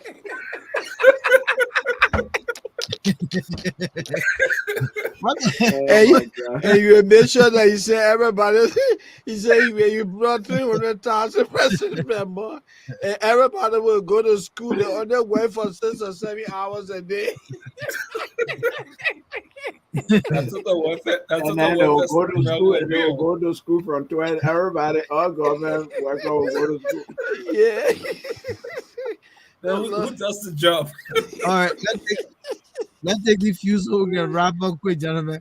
What type of country is this that last when Samuel Tues said we are selling current to Ivory Coast, calling him a liar? We should be asking him where is the money from the sale? Yeah, if we sell it, where the money coming? Where the money to Where pay? the money? Shaggy McCaffrey has Show all the money.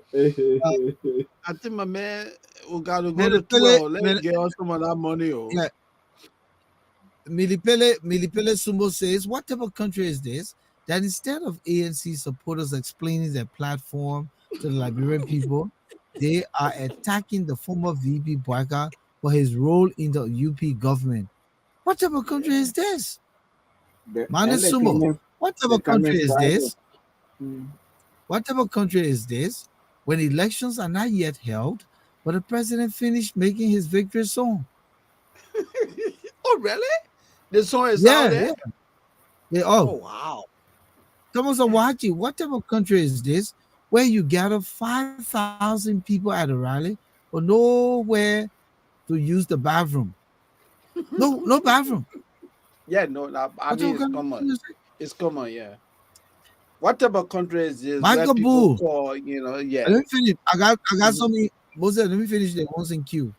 Yeah. Michael Boo, what type of country is this hashtag that the president goes to campaign in the heavy rain without rain boots, but wears Ferragamo leather dress shoes in knee-high water?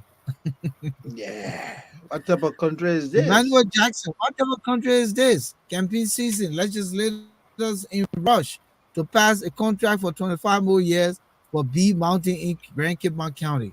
Wow. What type of country is this? What type What of country? country is this that the opposition CPP ANC people are liking the CCTV video of JMB? What type Yeah, of what type country of is country this? is this? Check it. Mhm. Let's take one more so we Crazy. can wrap up quick. Yeah. Let's go. One more. What Go ahead, type of country is go ahead, this? Alfonso. Yeah. What type of country is this? The president traveling to, the U.S. and he bringing 66 people for all of them to, take $2 million while the people in the country don't have food to eat. What type of country is this? Mhm. Go ahead, Larman? Larman. What type of country is this? The president can promise Belly Allen and don't deliver. The wealth join the promise list and promise weak company and don't deliver as well. Yeah. What type of country is and 6 years this? over. What type of country is this that when the CDC came to power in 2018, they promised to bring what 6,000 teachers from Nigeria? Yet election is less than 2 months away, and no teacher has come. What type of country is this? Yeah. The people walking balance. Yeah, the people because they're coming from I'll take the Nigeria, final not one small here. walk though. I'll take the final one here. What type of country is this by colleague Patel that devalues education so much that the illiterates make the decision of governance in the country over the literates? Shaggy Absolutely. McAfee, that the president decided to travel to the US during campaign time. Mhm. That tells he's not a serious president. If he wants to be with Roxy, his dog, just stay there. What type of country is this? Well, gentlemen, thank you so much. It's 10 o'clock, a little past 10. We had a great show. It was a long one, but sometimes we have to enjoy it because the conversation was uh, very, very intriguing and important for us to hold. Next Friday, Laramon, since you would in the queue with us on these discussions, we can bring you back this Friday on the CPP and the LPP candidates, Mr. Alexander Cummings and Mr. Tiawan Gonglo. We'll not talk Weah, I promise. We'll not talk Boakai. It's all about those two, what the messages are, and we'll go, you know, to talk about them. Is that fair enough?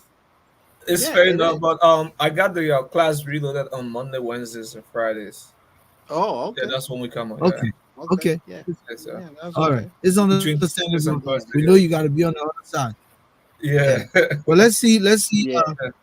Let's hope that Rivers S. Pro and Gwen then will come here to make their They case, can come and and make the a case for me. Yeah. Gongo Yeah. people will make their case. Pro got to call Owl because usually at this time he's at work. And please tell Reward to tell all the ENC people to call in because we want them to come and make their case. They have to Yeah, I see come. how passionate he is with the ANC. Yeah, they gotta come because I don't know, no traction, my man. The minute ate the All food right. before lunch. Yeah. Let me take this last one since we're still live. Let me take this last one from Sid Wilson Jr. What type of country is this? If a significant number of people in Liberia refuse to pay taxes, it can indicate issues such as corruption, lack of trust in the government, or economic hardships. This non-compliance can have negative consequences for the country's economy and governance, impacting public service and wealth distribution. That's a very beautiful point, Mr. That's a good Wilson. one. But understandably, are the government officials, even to begin with, paying taxes? Is the They don't. president himself paying taxes? Dua Howard Taylor, is she paying taxes? Let's see the No. record. Let's produce the record through the LRA. My record is there that I'm paying taxes. My record is there. I pay annual taxes on my property. So let's see. So beautiful point, and I like that. But most of the time, it is the ordinary people that they are harassing to pay taxes, but they are not paying taxes. Yes. So the lack of trust in the government begins with the government ineptability to produce credible institutions that will hold everyone to the same standard. In this country, I pay my property tax every year. I pay my school district tax every year. I pay my county tax every year. I pay my city tax every year. I pay my waste, garbage, sewage tax every year. In Liberia, only certain people are held to that standard, and it is the downtrodden masses that they're going around forcing people to do that. So thanks for the insight, and I hope the government hears that tonight, that everyone should be held to the same standard. Let's see President Weah paying taxes for his 49 condominiums. Let's see him paying taxes for his 9th Street resident and all other properties. Let's see Samuel Tuet paying taxes. Let's see the rest of the people paying taxes. We want to see the and record. and What else? and and, Should it be and, fake? yeah, and German just this right to further buttress what this guy said. Uh, i- the government holds other drivers accountable. You know, they talk about road vehicles must be what road worthy. It means that the vehicles have to be in drivable condition. But yet you see government vehicles that have no headlights, tires worn out. But they come after a poor taxi driver and say, "Oh my man, look at your tires." So what kind of law are we enforcing? If you asking Moses Sandy to replace his headlight, and the Minister of Finance has three cars that have no headlights, what kind of country is this? That's what happened in Liberia. The Yeah, law and is I think only let's wrap it up here. for We're the not gonna poor. Yeah, but yeah, minus to cut it short, he says this deserves a show. So we can talk about taxes and we can talk about people who paying yeah, taxes and let's see the record. yeah, I'm ready to have that conversation because yeah, I think everyone should be held to the same standard. yeah. Many Same people are not standard. paying taxes. They build big houses, $1 million They houses with high fences. They enjoy all immediately, everything, but they're man. not paying a penny They don't. in the government No, coffers. they don't. Let's talk some. Come on. Thank you, Sid, for that insight. But you just opened a can of worm that we'll look at coming forth, in the coming days. Gentlemen, Yeah, we got to call it a night. I'd like to say thank you to all sure. of you for showing up here. Let me quickly let you go so I can recognize my audience here. I like to do that because when these people spend time with us, we got to give them the due, respect. So, Thank Larma, you. it was good having you. We hope that you will find time again in the future. Thank you Thank so you. much. I want to say thank you again, Alfonso Yeah, and thank you. Yeah, Mr. Sandy. It yeah. was Thank nice. you, Larma. It was a pleasure having you. All right, guys. Thank you. Bye bye.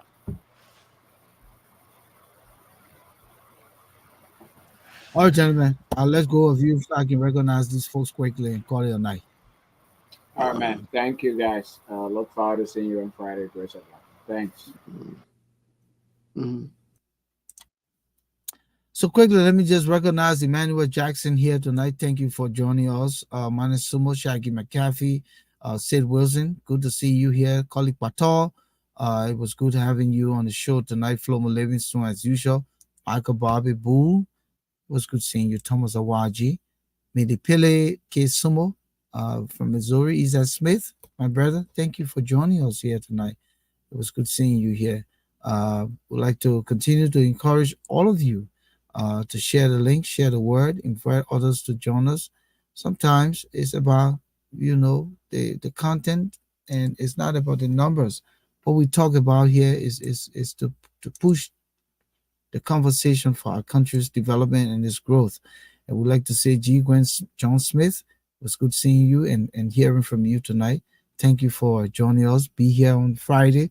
We'll be looking at the ANC and the LPP and their campaign messages to the people of Liberia and how are they able to make their case.